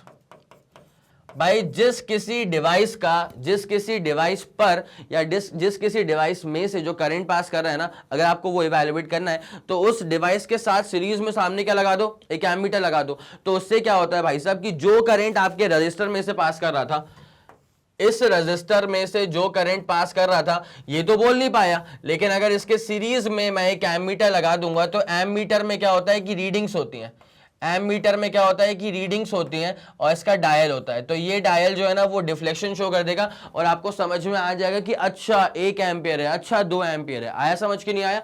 तो एमीटर को हमेशा आप कहां प्लेस करते हैं? सीरीज में प्लेस करते हैं। इसके पीछे का रीजन ये है कि सीरीज में ही करंट कांस्टेंट होता है। अगर यहां से पास कर रहा है 4 एम्पियर, ये तो बोल नहीं पाएगा। अगर यहां से पास कर रहा है मान ले 2 एम्पियर, तो ये तो बोल नहीं पाएगा। इसके सीरीज में लगा देंगे अपन यहां पे एमीटर, तो यहां से भी कितना पास करेगा? 2 एम्पियर, तो रीडिंग ये शो कर देगा ना। अब मैंने 4 का एग्जांपल पलट के 2 कर दिया, बिकॉज यहां पे आपके स्कूल्स में यूजुअली जनरली जो ऐसा होता है ना, हमारे स्कूल्स में जो एमीटर अवेलेबल होता है उनका रेंज होता है 0 से 3 एम्पियर तक का। तो अगर 0 से 3 एम्पियर है तो ऑब्वियसली आप 3 एम्पियर के नीचे ही कैलकुलेशंस में खेलोगे, ठीक है। तो पहली बात तो ये कि मेजर्स करंट, दूसरा it is placed in series, और तीसरा होता है कि इसका जो इंटरनल रेजिस्टेंस होता है ना वो बहुत ही कम होता है। It's internal resistance is low, is very low. Ideally 0 मान लेंगे, ठीक है, ऐसा तो होता ही है ना यार, आइडियली 0, ठीक है। ये होता है हमारे पास किसमें? एमीटर में। अब इसका रेजिस्टेंस लो क्यों होता है? भाई साहब आपका अल्टीमेट इंटेंशन ये होता है कि मैक्सिमम करंट जो जा रहा है ना वो आपके load resistance that is R में से पास करे। अगर एक नया मटेरियल, एक नया डिवाइस लाने की वजह से इस बेसिक डिवाइस में से पास होने वाले करंट की वैल्यू चेंज हो गई तो ऑब्वियसली ये मेजरिंग डिवाइस ने आते से ही आपके मेन करंट को जो है वो चेंज कर दिया, ऑल्टर कर दिया। तो आप ये नहीं चाहते हो। मैं ये बिल्कुल नहीं कह रहा हूं कि इसके आने से करंट की वैल्यू में जरा सा ही फर्क नहीं आएगा। भाई फर्क तो आएगा, क्यों? इसके पास भी एक रेजिस्टेंस होगा, भले ही कम होगा बट रेजिस्टेंस तो होगा ना, तो करंट की वैल्यू जरा सी कम हो जाएगी, लेकिन थोड़ा बहुत तो करना पड़ेगा मैनेज। आया समझ के नहीं आया? पक्का? तो आप बस इतना मेक श्योर कर लो कि इसका जो रेजिस्टेंस है ना this should be as low as possible, this should be as low as possible, ताकि जो करंट इस रजिस्टर में से पास कर रहा है वो ऑलमोस्ट हल्की सी वैल्यू उसकी फ्लक्चुएट हो जाए, हल्की सी वैल्यू गिर जाए भले ही, बट पास कर जाए। आया समझ के नहीं आया? ठीक है, तो resistance should be as low as possible. ये था अपने पास एमीटर के बारे में कहानी। अब सुनो वोल्ट मीटर, अब सुनना वोल्ट मीटर के बारे में। भाई वोल्ट मीटर, इसकी खास बात क्या होगी? जैसे दैट मेजर्स करंट, तो वैसे ही वोल्ट मीटर मेजर्स पोटेंशियल या potential difference. Volt meter measures potential या पोटेंशियल डिफरेंस, पहली बात तो ये, ठीक है। दूसरा, एमीटर को आपने सीरीज में प्लेस किया था और volt meter is placed in parallel, volt meter is placed in parallel. अब इसके पीछे का रीजन क्या है? तो लेट मी शो यू। देखो भाई, एमीटर को सीरीज में क्यों प्लेस किया था? बिकॉज सीरीज में ही करंट कांस्टेंट होता है। तो वैसे ही वोल्ट मीटर को पैरेलल में क्यों प्लेस करते हैं? बिकॉज पैरेलल में ही पोटेंशियल जो है वो कांस्टेंट होता है। इसका रेजिस्टेंस कितना है? आर के बराबर है। अब अगर आपको यहां पे लगाना है किसी वोल्ट मीटर को, तो आप अगर आपको इसका पोटेंशियल डिफरेंस मेजर करना है, अगर आपको इसका पोटेंशियल डिफरेंस मेजर करना है तो आप इसके पैरेलल में लगा दो वोल्ट मीटर। अब ये तो बोल नहीं पाएगा, लेकिन वोल्ट मीटर में भी क्या होते हैं? ऐसे कांटे होते हैं। वोल्ट मीटर में भी क्या होता है कि ऐसे डायल्स होते हैं। वोल्ट मीटर में भी क्या होता है कि ऐसे डायल्स होते हैं, तो वो डिफ्लेक्शन शो कर देगा कि अच्छा बेटा इतनी वैल्यू का डिफ्लेक्शन आ रहा है। आया समझ? आया समझ? आया समझ? ठीक है, पहली बात ये, दूसरी बात हो गई। उसके बाद क्या है? जैसे एमीटर जो था ना उसका जो इंटरनल रेजिस्टेंस था it should be as low as possible, तो वैसे ही वोल्ट मीटर के बारे में ये था कि इसका जो इंटरनल रेजिस्टेंस होगा it should be as high as possible. Its internal resistance should be as high as possible, should be as high as possible, should be as high as possible। ठीक है, अब ऐसा क्यों करा गया है? मेरी बात सुनो, आपका अल्टीमेट इंटेंशन क्या होना चाहिए कि मैक्सिमम करंट जो है ना वो आपके रेजिस्टेंस में से पास करे। अल्टीमेट इंटेंशन क्या होना चाहिए कि मैक्सिमम करंट जो है आपके रेजिस्टेंस में से पास करे। तो भैया रेजिस्टेंस में से करंट पास कर रहा था, लेकिन बीच में क्या आ गया? ये नोड आ गया, तो करंट कहीं ऊपर ना भग जाए, करंट कहीं ऊपर ना भग जाए। अगर जाए भी तो कम से कम करंट जाए। तो अगर ऊपर कम करंट जाएगा तभी तो मैक्स करंट आपके रेजिस्टेंस में से पास करेगा ना, तो अल्टीमेट इंटेंशन ये कि आर में से करंट मैक्सिमम पास करे तो ऊपर करंट मिनिमम जाए। अब ऊपर करंट मिनिमम तब जाएगा जब इसका रेजिस्टेंस बहुत ज्यादा होगा। That's why its internal resistance, किसका, वोल्ट मीटर का internal resistance should be as high as possible. आगे पूरी बात समझ में, ठीक है। तो एक काम करो, जल्दी इसका स्क्रीनशॉट लो, उसके बाद सवाल पे आगे बढ़ते हैं। जल्दी करना प्लीज। चलिए ठीक है, बहुत शानदार। इस चीज को आप लोगों ने अच्छे से नोट कर लिया होगा, ठीक है। अब जरा इसे गायब करते हैं, अब आते हैं आपके बेसिक क्वेश्चन के ऊपर। What are the readings of ammeter A1 and ammeter A2 shown in the figure? Neglect the resistance of the ammeter करना ही पड़ेगा, नेग्लिजिबल मानना ही पड़ेगा, बिकॉज एमीटर जो है वो ऑब्वियसली यहाँ पे आइडियल एमीटर्स लिए गए होंगे जिनका रेजिस्टेंस ना के बराबर होगा, ठीक है। Okay, when the PN junction used is ideal one, PN junction भी जो है वो भी आइडियल पीएन जंक्शन है। इसका मतलब अगर वो रिवर्स बायस्ड हो गया तो उसका रेजिस्टेंस पहुंच जाएगा इन्फिनिटी, किसका, पीएन जंक्शन डायोड का। और अगर डायोड फॉरवर्ड बायस्ड हो गया तो उसका रेजिस्टेंस पहुंच जाएगा जीरो, ना के बराबर, ठीक है। अब जरा गौर किया जाए सर्किट में, एक बात, एक काम करते ना, इसको एक बार रीड्रॉ कर लेते हैं। उल्टा डायोड 5 ओम और एमीटर A1, उल्टा डायोड 5 ओम और एमीटर A1, ठीक है। उसके बाद क्या है बेटा, उसके बाद क्या है, सीधी बैटरी 2 वोल्ट की, सीधी बैटरी 2 वोल्ट की, बस। उसके बाद क्या है, 5 ओम और A2, 5 ओम और A2, सही जा रहे हैं, बिल्कुल सटीक जा रहे हैं, ठीक है। अब क्या होगा, आपको चेक करना है कौन सा डायोड जो है वो फॉरवर्ड बायस्ड है कि रिवर्स बायस्ड है। ये जो डायोड है ये फॉरवर्ड बायस्ड है कि रिवर्स बायस्ड है, चेक करो भाई साहब। देखो पॉजिटिव नेगेटिव, तो यहां पे देखो ये वाला पी साइड है, ये वाला एन साइड है। भाई एन वाला घुस गया हाई पोटेंशियल में, पी वाला घुस रहा है लो पोटेंशियल में, इसका मतलब डायोड जो है वो रिवर्स बायस्ड हो चुका है, तो डायोड इज रिवर्स बायस्ड। ये बहुत ही शानदार काम हो गया। अगर रिवर्स बायस्ड हो गया है तो वहां से करंट ही पास नहीं करेगा। अगर डायोड जो है ये रिवर्स बायस्ड हो गया है तो यहां से करंट ही पास नहीं करेगा, और जब करंट ही पास नहीं करेगा, ऊपर वाला A1 था ना, और जब करंट ही पास नहीं करेगा तो सिंपल सी बात है, A1 की जो रीडिंग है वो कितनी आ जाएगी, 0। A1 की जो रीडिंग है वो कितनी आ जाएगी, 0। तो दिस A1 रीड्स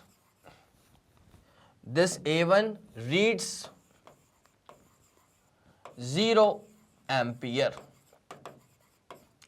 इस A1 एमीटर की रीडिंग जो है वो कितनी पहुंच जाएगी, केवल 0 एम्पियर, ना के बराबर, करंट ही नहीं है इसके अंदर, ठीक है।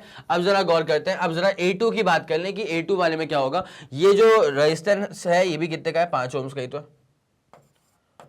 5 ओम्स का ही होगा ना, हाँ जी 5 ओम्स का ही है, ठीक है। अब ये ऊपर वाला ब्रांच तो पूरा चला गया, बिकॉज ऊपर वाले ब्रांच में रिवर्स बायसिंग हो चुकी है।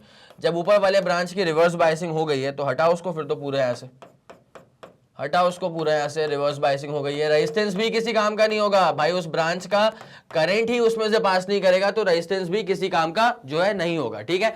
अब यहां पे क्या होने वाला है बेटा, अब बचा सिर्फ ये लोअर ब्रांच, ठीक है। अब आपको निकालना है कि what is the reading of ammeter A2। तो जरा मैं सर्किट को ना हल्का सा मॉडिफाइड करके बना रहा हूं आप लोग के सामने, मतलब सिंप्लीफाइड वर्जन, इस सर्किट का हल्का सा सिंप्लीफाइड वर्जन क्या होगा। 5 ओम का डिवाइस, एमीटर A2, और ये था अपने पास 2 वोल्ट की बैटरी। 2 वोल्ट की बैटरी है, 5 ओम का डिवाइस है। कुछ नहीं है बेटा, अब तो आराम से निकल जाएगा। कैसे निकलेगा सर, इसमें आपको A2 की निकालनी रीडिंग, मतलब करंट निकालना है, तो करंट के लिए क्या करेंगे, V/R according to Ohm's law. तो इसकी रीडिंग को निकालने के लिए अकॉर्डिंग टू ओम्स लॉ चलेंगे। अब अपन चलेंगे अकॉर्डिंग टू ओम्स लॉ, तो भैया I इज इक्वल टू क्या हो जाएगा, V/R। I is equal to क्या हो जाएगा, V/R। तो भैया वोल्टेज की वैल्यू कितनी है, यहां पे वोल्टेज की वैल्यू है 2 वोल्ट, वोल्टेज की वैल्यू कितनी है, 2 वोल्ट, अपॉन रेजिस्टेंस की वैल्यू कितनी है, रेजिस्टेंस है यहां पे 5 ओम्स के बराबर, कितना है, 5 ओम्स। यार अगर 1/5 करते ना तो 1/5 करने पे आंसर आता है 0.2, तो 0.2 को डबल कर दो तो 0.4 ampere. 0.4 ampere is the answer. तो जो अपना फाइनल आंसर अपन कोट करेंगे, जो अपना फाइनल आंसर अपन कोट करेंगे, वो अपन आंसर कैसे कोट करेंगे? A1 रीड्स, जो अपन आंसर कोट करेंगे वो कैसे कोट करेंगे? A1 reads 0 ampere, A1 reads 0 ampere, ठीक है। और दूसरा A2 की जो रीडिंग होगी वो कितनी होगी? 0.4 एम्पियर, ठीक है। तो A2 reads 0.4 ampere. This is going to be your final answer, है ना। तो 0 और 0.4 चेक कर लें एक बार। 0 एंड ये नहीं है, 0 एंड 0.4 ये वाला रहा, 0 एंड 0.4 ये वाला भी नहीं है, ये वाला भी नहीं है। ऑब्वियसली इसका आंसर जो है वो बी वाला होगा करेक्ट आंसर। तो मेरे ख्याल से आपको पूरी बात जो है वो समझ में आ गई होगी। तो जल्दी आप जरा इसका स्क्रीनशॉट ले लें, ठीक है। अगर समय कम है तो स्क्रीनशॉट ले लो, अदरवाइज मैं तो बोलता हूं कि भाई साहब बाकायदा कॉपी किताब में नोट करते हुए चला करें आप। हो गया? 3 2 1 रेडी गो एंड डन। चलो बहुत शानदार, इसका आंसर अपना आ चुका है ना। अब भाई बिना समय लगाए जल्दी से आगे बढ़ते हैं अगले वाले क्वेश्चन पे चलते हैं। Question number 7, the probability of electrons to be found in the conduction band of intrinsic semiconductor at a finite temperature. Electrons के कंडक्शन बैंड में मिलने की प्रोबेबिलिटी क्या होगी? यह है कंडक्शन बैंड। कंडक्शन बैंड दरअसल उन एनर्जी लेवल्स को मिला करके एक बैंड बनता है जो उन इलेक्ट्रॉन्स के एनर्जी लेवल है जो इलेक्ट्रॉन लिटरली मूव कर रहे हैं और कंट्रीब्यूट कर रहे हैं टुवर्ड्स कंडक्टिविटी, ठीक है। वहीं वैलेंस बैंड नामक चीज भी होती है, ये उन इलेक्ट्रॉन्स की एनर्जी को मिला करके बनता है एक बैंड जो उन इलेक्ट्रॉन्स की एनर्जी को रिप्रेजेंट कर रहा होता है, उन एनर्जीज के लेवल्स को रिप्रेजेंट करता होता है जो उन इलेक्ट्रॉन्स की एनर्जी है जो कि वैलेंस शेल में थे, ठीक है। वापस सुन लो, कंडक्शन बैंड ना एक तरह से एनर्जी लेवल्स का कलेक्शन है। और किसकी एनर्जी लेवल्स? उस इलेक्ट्रॉन के एनर्जी लेवल जो कि मूव कर रहा है और कंट्रीब्यूट कर रहा है टुवर्ड्स कंडक्टिविटी। वैलेंस बैंड दरअसल उन एनर्जी लेवल्स का कलेक्शन है जो एनर्जी लेवल्स ना उन इलेक्ट्रॉन्स की बात कर रहे हैं, उन इलेक्ट्रॉन्स की एनर्जी को दर्शा रहे हैं जो इलेक्ट्रॉन्स अभी मूव नहीं कर रहे हैं, basically they are in the valence shell, ठीक है। तो किसी इलेक्ट्रॉन को, अब इन दोनों के बीच में एक गैप आता है, उसे अपन कहते हैं एनर्जी बैंड गैप। यहां पे एक गैप आता है और इसे आप कहते हैं एनर्जी बैंड गैप, ठीक है। मान लो फॉर एग्जांपल अगर एनर्जी बैंड गैप 100 जूल का है, इसका मतलब क्या कि वैलेंस शेल में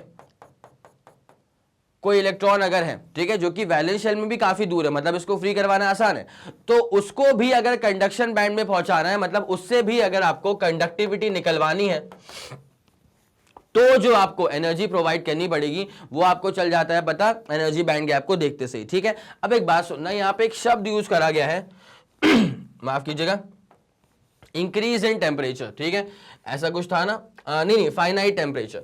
तो the probability of electrons to be found in the conduction band, conduction band में इलेक्ट्रॉन्स के मिलने की पॉसिबिलिटी, कंडक्शन बैंड में इलेक्ट्रॉन्स के मिलने की प्रोबेबिलिटी की बात की गई है at of an intrinsic semiconductor at a finite temperature. तो कोई फाइनाइट टेम्परेचर पे इलेक्ट्रॉन्स कंडक्शन बैंड में मिलेंगे, इसकी प्रोबेबिलिटी क्या होती है? अब जरा गौर करें ऑप्शंस क्या बोल रहे हैं कि उसके मिलने की जो प्रोबेबिलिटी है ना वो एक्सपोनेंशियल इंक्रीज हो जाएगी विथ इंक्रीजिंग बैंड गैप। भाई ये बात गलत है। कैसे? अगर बैंड गैप इंक्रीज होगा, वापस सुनना अच्छे से, अगर बैंड गैप इंक्रीज होगा तो इलेक्ट्रॉन्स की कंडक्शन बैंड में मिलने की प्रोबेबिलिटी खुद सोचो ना यार, अगर बैंड गैप बढ़ गया है तो बहुत कम पॉसिबिलिटी है कि इलेक्ट्रॉन जो है वो किसी फाइनाइट टेम्परेचर पे मूव कर जाए टुवर्ड्स कंडक्शन बैंड और कंट्रीब्यूट करे टुवर्ड्स कंडक्टिविटी। तो यहां पे एनर्जी बैंड गैप के बढ़ने से अब इलेक्ट्रॉन्स के ऊपर मिलने की पॉसिबिलिटी एक्सपोनेंशियली डिक्रीज हो जाएगी, इंक्रीज नहीं होगी। यहां लिखा है इंक्रीज होगी, तो ये तो गलत हो गया, ये वाला गलत हो गया। दूसरा वाला चेक करो, decreases exponentially with increasing band gap. मैंने भैया अभी कहा था कि भैया जब वैलेंस बैंड और कंडक्शन बैंड के बीच का जो बैंड गैप है अगर वो बढ़ गया अगर बैंड गैप बढ़ गया तो अब इलेक्ट्रॉन्स की पॉसिबिलिटी कम है, इलेक्ट्रॉन्स के कंडक्शन बैंड में मिलने की प्रोबेबिलिटी जो है ना वो कम है और कम होती ही जाएगी, ठीक है। अगर बैंड गैप इंक्रीज होते जाएगा तो इलेक्ट्रॉन्स के कंडक्शन बैंड में मिलने की प्रोबेबिलिटी कम होती जाएगी, डिक्रीजेस एक्सपोनेंशियली। तो ये वाला जो है वो सटीक है। एक बार सी वाला और डी वाला भी चेक कर लें। डिक्रीजेस विथ इंक्रीजिंग टेम्परेचर, नहीं भाई साहब, अगर टेम्परेचर को आप इंक्रीज करेंगे तो इलेक्ट्रॉन्स को सफिशिएंट अमाउंट ऑफ एनर्जी मिल जाएगी so that they can show transition from valence band towards the conduction band and contribute towards conductivity। तो यहां पे डिक्रीज तो नहीं होती प्रोबेबिलिटी, उल्टा इंक्रीज ही होती है। तो ये वाला भी हटाओ, ठीक है। Is independent of temperature and band gap, नहीं भाई, बैंड गैप का ही तो पूरा मसला है और टेम्परेचर पर भी तो डिपेंडेंसी है। टेम्परेचर बढ़ाओगे इलेक्ट्रॉन्स मूव कर जाएंगे टुवर्ड्स कंडक्शन बैंड, ठीक है। और बैंड गैप अगर बढ़ाओगे तो इलेक्ट्रॉन्स कंडक्शन बैंड की तरफ आराम से मूव कर ही नहीं पाएंगे, उनकी कंडक्शन बैंड में मिलने की प्रोबेबिलिटी ही कम हो जाएगी। तो भाई साहब डिपेंड तो कर रहा है टेम्परेचर पर भी, डिपेंड तो कर रहा है बैंड गैप पर भी। क्या क्या डिपेंड कर रहा है? अरे इलेक्ट्रॉन्स के कंडक्शन बैंड में मिलने की प्रोबेबिलिटी डिपेंड कर रही है। तो ये वाला जो है वो तो असत्य है। तो इसका मतलब एक ही ऑप्शन है जो बहुत ही सटीक बैठ रहा है, एक ही ऑप्शन है जो कि बहुत सटीक बैठ रहा है, वो है ऑप्शन बी कि decreases exponentially with increasing band gap. आ गई पूरी बात समझ में, ठीक है। जल्दी इसका स्क्रीनशॉट लो, उसके बाद कहानी को आगे बढ़ाएंगे। 3 2 1 रेडी गो एंड डन। हो गया हो गया हो गया हो गया। चलो बेटा ये पूरा क्लियर था ना, ठीक है। आगे बढ़ेंगे। अब आ जाओ बेटा क्वेश्चन नंबर 8 के ऊपर, ठीक है। क्वेश्चन नंबर 8 जो है वो बहुत ही एक तरफा, बहुत ही शानदार क्वेश्चन है। मैं ये चाहता हूं कि आप जरा इसका स्क्रीनशॉट ले लें पहले, और उसके बाद जो भी आपका आंसर है कमेंट सेक्शन में जा करके सर क्वेश्चन नंबर 8 का आंसर जो है वो ये रहा ये रहा ये रहा ये रहा, ठीक है। चारों ऑप्शन में से जो भी आपको सही लगे वो मुझे बताइए। जल्दी करिए ट्राई बेटा, जल्दी करना please. 3 2 1 ready go and done. हो गया हो गया हो गया। चलो अब जरा देखें इसको कैसे होगा ये सॉल्व। तो in the circuit shown in figure contains 2 diodes. अच्छा जी सीधा डायोड उल्टा diode, okay, with a forward resistance of 50 ohms. भाई ये एक नया चीज आ गई।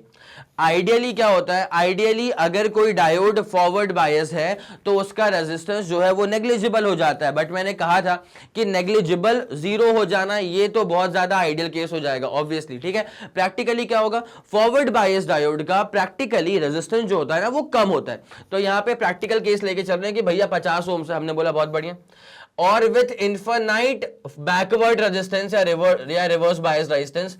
तो हाँ भैया रिवर्स बायसिंग में तो फिर आपने ले लिया है उसका आइडियल केस ही, क्योंकि अगर कोई डायोड जो है अगर वो रिवर्स बायस होता है ना तो आइडियली उसका रेजिस्टेंस जो है वो इंफिनिटी ही लिया जाता है। तो सवाल में डायोड अगर फॉरवर्ड बायस्ड है तो उसके अंदर एक 50 ओम का रेजिस्टेंस डेवलप होगा, और अगर कोई डायोड रिवर्स बायस्ड है तो उसके अंदर इन्फिनाइट ओम्स का रेजिस्टेंस डेवलप होगा। हमने बोला बहुत शानदार। If the battery is 6 volt, अच्छा बैटरी जो है ना वो 6 वोल्ट की बैटरी है, okay, the current through the 100 ohm resistance is. आपसे ये पूछा है कि what is the current that passes through the 100 ohm resistance. तो एक काम करते हैं अपन पहले ना इस बात को समझते हैं कि दो डेटा यहां पे गिवन है। अगर कोई डायोड अगर फॉरवर्ड बायस्ड है तो forward biased resistance is 50 ohms. Reverse bias में तो अगर इन्फिनाइट रेजिस्टेंस है तो ऑब्वियसली फिर हम उसको जो है वो कट आउट ही कर देंगे। अगर डायोड रिवर्स बायस्ड हुआ तो हम उसको फिर प्रॉपर्ली कट आउट कर देंगे, बिकॉज अगर इन्फिनाइट ओम का रेजिस्टेंस है तो वहां से करंट ही पास नहीं कर पाएगा। तो उस कंडीशन में आपको निकालना है कि what is the current that passes through the 100 ohm device. अब मैं सर्किट को ड्रॉ कर रहा हूं। D1 सीधा डायोड 150, उल्टा डायोड और 50, ठीक है। तो सीधा डायोड 150 और उल्टा डायोड कितना हो जाएगा, 50 का हो जाएगा। बनाते हैं। देखो भाई साहब, सीधा डायोड और सामने लग गया है 150, और नीचे क्या हो जाएगा बेटा, उल्टा डायोड, और ये लग गया है 50 का, ये लग गया है 50 का, ठीक है। तो सीधा डायोड 150, उल्टा डायोड 50, और नीचे 6 वोल्ट की बैटरी और 100 ओम का रेजिस्टेंस। नीचे अपने पास 6 वोल्ट की बैटरी है और 100 ओम का रेजिस्टेंस है। 6 वोल्ट की बैटरी है और 100 ओम का रेजिस्टेंस है। आ गई इतनी पूरी बात समझ में। अब सवाल में आपसे ये पूछा है कि what is the current that passes through the 100 ohm device, ये आपसे पूछा हुआ है। तो अपन एक काम करते हैं, एक बात समझो, ऊपर वाला D1 था, नीचे वाला D2 था। ऊपर वाला D1 था, नीचे वाला D2 था। अब जरा गौर करेगा अच्छे से बेटा, D2 के हो चुके रिवर्स बायसिंग, आप समझ पा रहे हैं। ये पॉजिटिव था तो यहां पे आ गया पॉजिटिव, ये नेगेटिव था यहां पे आ गया नेगेटिव। D1 का P वाला लो पोटेंशियल, N वाला high potential reverse biased. D2 का P वाला हाई पोटेंशियल, मतलब D1 का P वाला हाई पोटेंशियल, N वाला लो पोटेंशियल, तो वो वाला हो चुका है फॉरवर्ड। D1 ऊपर D2 नीचे, D1 ऊपर D2 नीचे, सही जा रहे हैं। अब जरा गौर करो क्या होगा, D2 वाला हो चुका है रिवर्स बायस्ड, काटो उसको जल्दी। D2 is reverse biased, D2 is reverse biased. अगर D2 वाला रिवर्स बायस्ड हो चुका है बेटा, तो अब ये हमारे बीच नहीं रहेगा, अब ये सर्किट के बीच भी नहीं रहेगा, अब ये हमारे बीच नहीं रहेगा, अब ये सर्किट के बीच भी नहीं रहेगा, तो ये तो निपट गया। और फिर इसके बारे में तरस मत खाना 50 ओम के बारे में कि क्या गलती है इसकी। भाई इसकी गलती ये है कि ये ऐसे डायोड के सीरीज में आ गई थी जो डायोड रिवर्स बायस था, ठीक है। अब डायोड में से करंट पास नहीं करा तो इसमें से भी करंट पास नहीं करा। आया समझ के नहीं आया? चलो भाई साहब अब जरा गौर करें, अब बस ऊपर वाला बचता है, ठीक है। तो ये बचेगा फिर अपने पास एक सिंगल लूप सर्किट, ये क्या बचेगा अपने पास? Single loop circuit. और मैं आपको बता दूं कि अगर कोई डायोड फॉरवर्ड बायस हो गया, ठीक है, और यहां पे लिख दूंगा D1 इज फॉरवर्ड बायस्ड। अगर कोई डायोड फॉरवर्ड बायस्ड हो गया तो उसका इंटरनल रेजिस्टेंस दैट इज 50 ओम भी काम करना स्टार्ट कर देगा, ठीक है। तो देयरफॉर इट्स इंटरनल रेजिस्टेंस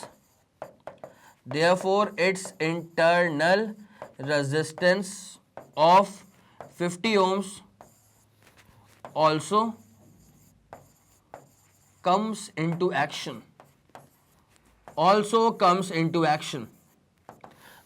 आया समझ के नहीं आया? तो अब इस सर्किट को जब रीड्रॉ करेंगे ना, तो कैसे बनेगा?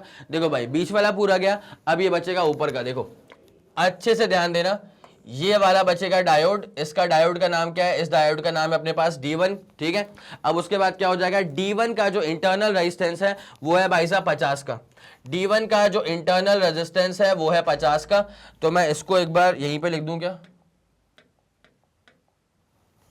ये डायोड D1 था, इसका जो इंटरनल रेजिस्टेंस है उसको मैं रेड से लिख रहा हूं, ये इसका इंटरनल रेजिस्टेंस है, ठीक है। और वो कितने का इंटरनल रेजिस्टेंस है? 50 ओम्स का। तो इस बात को मैंने अलग कलर से क्यों लिखा है भाई साहब? ताकि आपके दिमाग में रहे कि ये जो 50 ओम का है ना, ये D1 का खुद का रेजिस्टेंस है। ये सर्किट में पहले इंक्लूडेड नहीं था, मतलब सर्किट में इसको लोड की तरह से अप्लाई करके नहीं रखा गया था। ये D1 का खुद का इंटरनल रेजिस्टेंस है, ठीक है। अब जरा कहानी को आगे बढ़ाते हैं। उसके बाद कितना लगा? 150 ओम्स। उसके बाद कितना लगा हुआ है? 150 ओम्स। Okay done. और उसके बाद ये बीच वाला पार्ट तो पूरा हट ही चुका है, ये जो बीच वाला पार्ट था पूरा ये तो हट ही चुका है, ये जो बीच वाला पार्ट था पूरा वो तो हट ही चुका है। और उसके बाद नीचे बचेगा 6 वोल्ट और 100 ओम्स, ठीक है। नीचे बचेगा बेटा 6 वोल्ट और 100 ओम्स, नीचे बचेगा बेटा 6 वोल्ट और 100 ओम्स, ठीक है। अब सवाल के अनुसार आपसे यह पूछा हुआ था कि 100 ओम के डिवाइस में से क्या करंट पास करेगा, तो आप सिंपल तौर पे आप निकाल सकते हैं करंट। कैसे?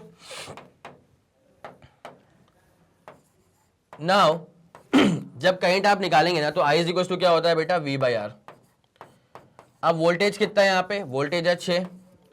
अब भैया रेजिस्टेंस जोड़ लो ना, 50 150 मतलब 200, 200 और 100 मतलब कितना? 300 हो गया।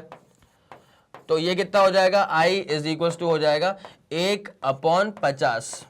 1 कितना हो जाएगा बेटा? 1 हो जाएगा 50। सही जा रहा हूं भाई? 1/5 करोगे तो 0.2, फिर से बोलता हूं 1/5 करोगे तो 0.2 और 1/50 करोगे तो 0.02। तो ये 0.02 ampere, this is going to be the value of the current, ठीक है। This is going to be the value of the current. तो आपका ये आ चुका है फाइनल आंसर 0.02 एम्पियर। 0.02 एम्पियर। ठीक है, आया समझ? चलो भाई, तो 0.02 एम्पियर पे टिक लगा लो, जल्दी करना, 0.02 एम्पियर पे टिक लगा लो, लगा लिया। उसके बाद जो चीजें यहां पे लिखी हुई हैं बोल्ड करके उसको एज इट इज छापो। 3 2 1 रेडी गो डन। ये वाला काम भी हो चुका होगा और अब आपको मौका मिल रहा है भाई साहब इसके पूरे डिटेल्ड सॉल्यूशन का स्क्रीनशॉट लेने का बाय मेन सर्किट। उसके बाद सर्किट को हमने कैसे धीरे धीरे सिंप्लीफाई करा, उसके बाद सिंप्लीफाइड सर्किट और उसके बाद सिंप्लीफाइड सर्किट के अंदर करंट का इवैल्यूएशन। आ गया समझ? जल्दी नोट करो फिर अपन आगे बढ़ते हैं। 3 2 1 रेडी गो एंड डन। कितना कितना कितना कितना? ठीक है ठीक है, हो गया हो गया हो गया। चलो चलो चलो आगे बढ़े अब। ओके भाई, ये क्वेश्चन नंबर कौन सा किया है? 8वां क्वेश्चन किया था ना ये था, हाँ जी, अपना ये 8th वाला क्वेश्चन डन हो चुका है। अब आ गए 9th वाले क्वेश्चन पे। 9th वाला क्वेश्चन क्या बोलना चाह रहा है? अ PN junction diode having potential difference of 0.5 volt across its junction which does not depend on the current. भाई ऐसा सवाल हम लोग देख चुके थे थोड़ी देर पहले ही कि एक ऐसा पोटेंशियल डिफरेंस, एक ऐसा पोटेंशियल ड्रॉप डेवलप हो रहा था जो कि एक्सटर्नल कंडीशन जैसे कि करंट पे डिपेंड नहीं कर रहा था, अप्लाइड वोल्टेज पे डिपेंड नहीं कर रहा था, और ऐसे पोटेंशियल को हमने नाम दिया था बैरियर पोटेंशियल। आपको याद आया कुछ? 0.5 वोल्ट जो है ना, this is basically the barrier potential. तो लिख लूं मैं इसको कि बैरियर पोटेंशियल इज 0.5 वोल्ट। सही जा रहे हैं? अब पकड़ते हैं सवाल को।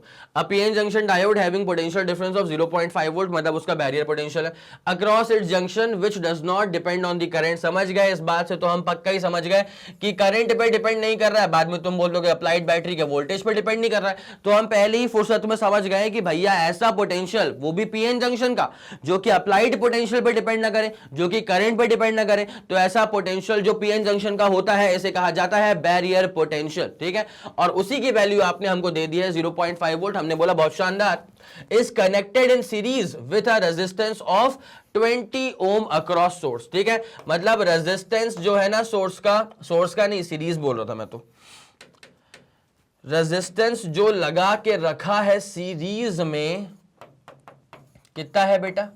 20 ओम्स का है। ठीक है, if 0.1 ampere passes through the resistance. ठीक है, मतलब यहां से जो करंट पास कर रहा है वो महज 0.1 एम्पियर पास कर रहा है। ठीक है, उसके बाद क्या पूछा हुआ है? If 0.1 ampere passes through resistance then what is the voltage of the source. आपसे अब ये पूछा है कि सोर्स का वोल्टेज क्या होगा। किसका वोल्टेज पूछा है बेटा? सोर्स का वोल्टेज। कोई पोटेंशियल ड्रॉप वगैरह नहीं पूछा है, ये नहीं पूछा है कि रेजिस्टेंस में कितना पोटेंशियल ड्रॉप होगा, ना ना ना, आपसे पूछा है सोर्स का पोटेंशियल क्या होगा। आया समझ? ठीक है, अब इसी डेटा के अकॉर्डिंग ना सवाल को फ्रेम करते हैं आराम से। पीएन जंक्शन था और उसका पोटेंशियल 0.5, रेजिस्टेंस है 20 ओम्स का। ठीक है, पीएन जंक्शन था, इसका पोटेंशियल ड्रॉप था 0.5 और इसके साथ सीरीज में लगा दिया है एक रेजिस्टेंस 20 ओम्स का। ये पी साइड था, ये एन साइड था। ठीक है, अब उसके बाद क्या रेजिस्टेंस है 20 ओम्स का। If 0.1 ampere passes through resistance, कितना करंट पास कर रहा है? 0.1 ampere. If current of 0.1 ampere, if current of 0.1 ampere passes through the resistance, अब उसके बाद क्या पूछा? Then what is the voltage of the source. Then what is the voltage of the source. Okay done. देखो भाई, ये लगा दिया अपन ने अपना एक सोर्स, और अब आपसे पूछा है कि what is the voltage of the source. कोई दिक्कत वाली बात नहीं। ऑब्वियसली मैंने हमेशा बोल के रखा है आपको कि जितना पोटेंशियल राइज होगा ना, what is the voltage of the source ना, V का मतलब वोल्टेज ऑफ द सोर्स।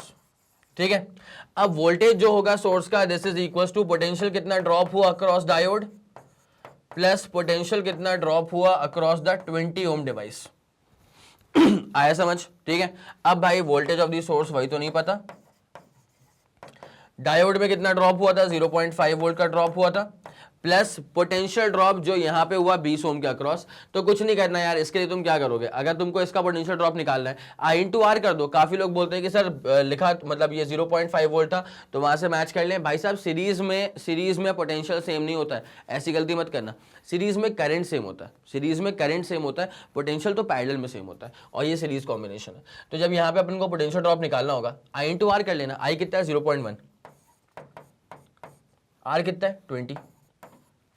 तो पोटेंशियल जब निकालोगे ना बेटा सोर्स का 0.5 प्लस 2, तो पोटेंशियल जो आएगा सोर्स का, सही जा रहा हूं ना, 20 ओम का था ना भाई साहब, तो हाँ 20 इंटू 0.1 मतलब 2 ही बचेगा। तो 2 प्लस 2.5 करोगे तो 2.5 वोल्ट। कितना आ जाएगा बेटा 2.5 वोल्ट। ऑप्शन है कैसा, सही बात है। तो option C is going to be the correct option, है ना। तो सवाल को पढ़ते से ही जो चीजें दिमाग में चमकी उसको हमने यहां पे लिख लिया। और एक बात मेक श्योर कर लेना कि पोटेंशियल पूछा तो हुआ है बट पोटेंशियल ड्रॉप नहीं पूछा हुआ है। मतलब ये बेसिकली पूछा हुआ है कि पोटेंशियल क्या होगा सोर्स का, तो सोर्स का पोटेंशियल निकालना था। इस बात को मैंने अलग से यहाँ पे हाईलाइट कर दिया, ठीक है। और रेजिस्टेंस वो सीरीज का था 20 ओम्स का।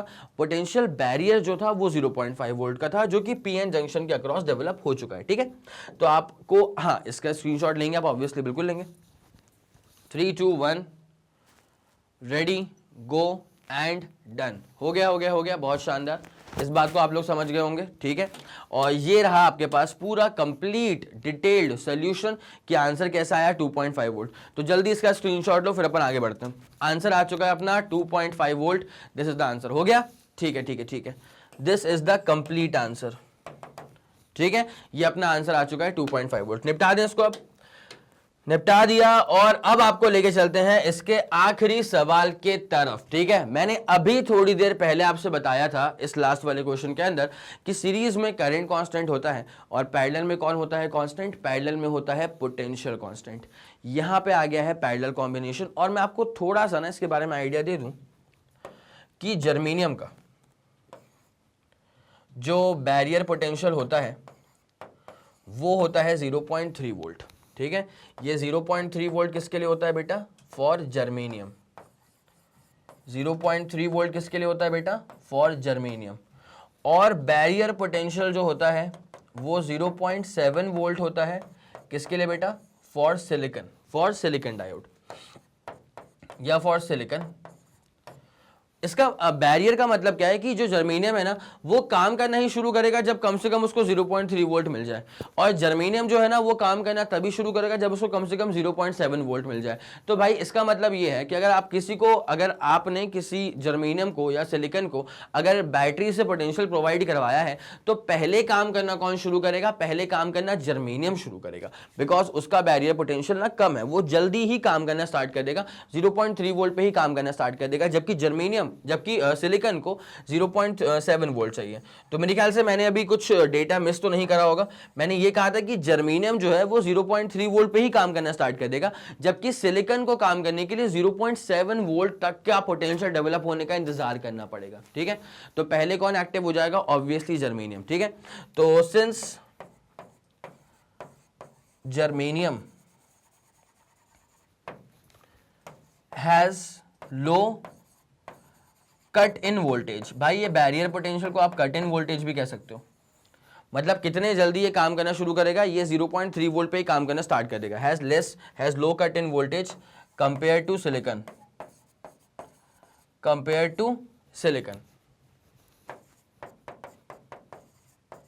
देयरफॉर जो जर्मेनियम का बना हुआ डायोड है, germanium diode acts fastly and comes into action. मतलब कौन सबसे पहले एक्टिव होगा, जर्मेनियम वाला जो है वो सबसे पहले एक्टिव होगा। अब ये था सवाल के लिए आपका हिंट, इतना बड़ा हिंट दिया आपको। अब आपको इसको देखना पड़ेगा, समझना पड़ेगा, फिर आप सोच के बताओ कि इसका आंसर आपके हिसाब से क्या आना चाहिए, ठीक है। इसका तो आप लोगों ने स्क्रीनशॉट ले ही लिया होगा, ठीक है। 3 2 1 ready go done, okay done. अब उसके बाद जरा सोच के बताओ क्या इसका आंसर होगा। जो भी आपका आंसर हो वो मुझे कमेंट सेक्शन के अंदर आप फट से लिख करके आ जाइएगा। एक बार सेल्फ ट्राई तो इसका बनता है बेटा। चलिए ठीक है, फिर इसको आप लोगों ने ट्राई कर लिया होगा, जो भी आपका आंसर आया होगा वो आपने कमेंट सेक्शन में जा करके लिख दिया होगा, है ना, ऐसा मैं उम्मीद करता हूं। अब जरा एक काम करा जाए, इसको मैं ही सॉल्व करूं अब तो, उसके बाद जरा आप क्रॉस चेक कर सकते हैं कि आपका आंसर सही आ रहा है कि नहीं आ रहा है। ठीक है, जर्मेनियम था और सिलिकॉन था, पहले कौन सा एक्टिव होगा बेटा? जर्मेनियम, बिकॉज उसका कट इन वोल्टेज कम है ना। अब जरा गौर करें कैसे, 12 वोल्ट की बैटरी है, जर्मेनियम, सिलिकॉन और 10 किलो ओम। ओके ओके ओके, ये देखो 12 वोल्ट की बैटरी है, उसके बाद एक डायोड, अगला डायोड, ठीक है, उसके बाद यहां पे एक पॉइंट है वाई, ये निकल करके आ गया है 10 किलो ओम,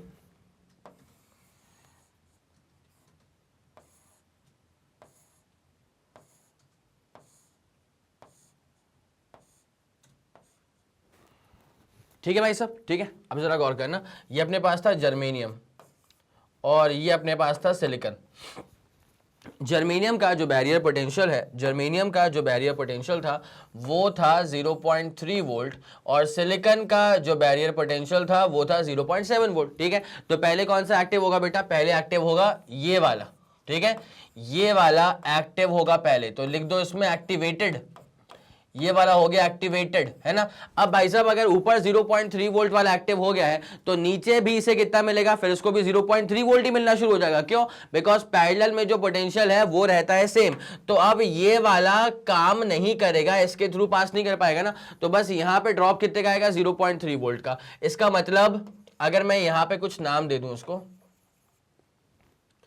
एक्स वाई, अच्छा बहुत शानदार, इसका नाम तो वाई वैसे भी होना ही चाहिए था ना, यहाँ पे वाई था, सवाल में गिवन था, सवाल में ये पूछा हुआ है कि क्या क्या क्या लोड रेजिस्टेंस 10 किलो ओम का, when a current flows in the circuit the potential of terminal Y will be, और ये टर्मिनल वाई था बेटा, ये वाला टर्मिनल वाई था।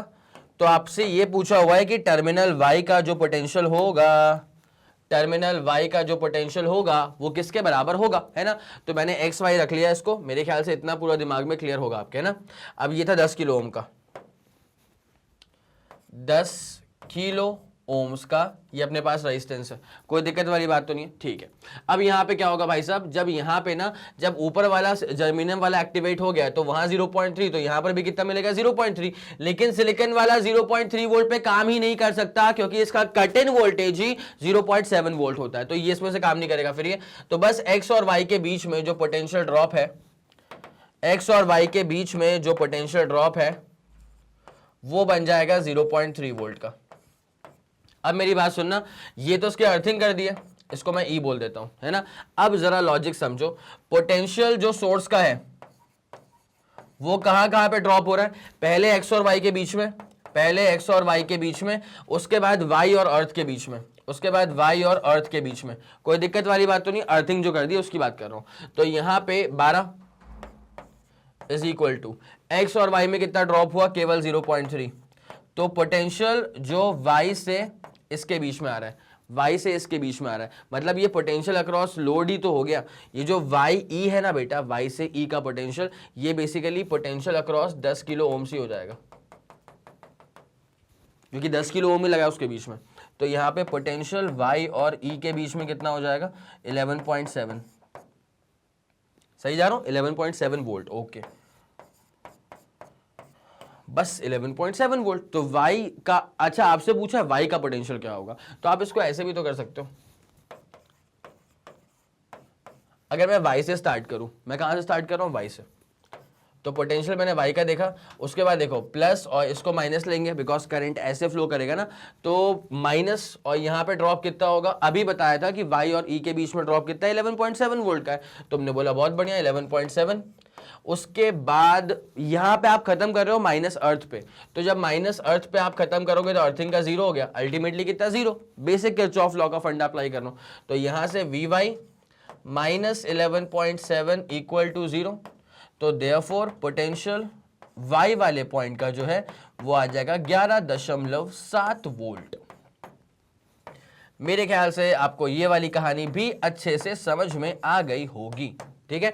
11.7 volt is the final ultimate answer, है ना। 11.7 वोल्ट ऑप्शन कौन सा हो गया, ऑप्शन बी वाला हो गया।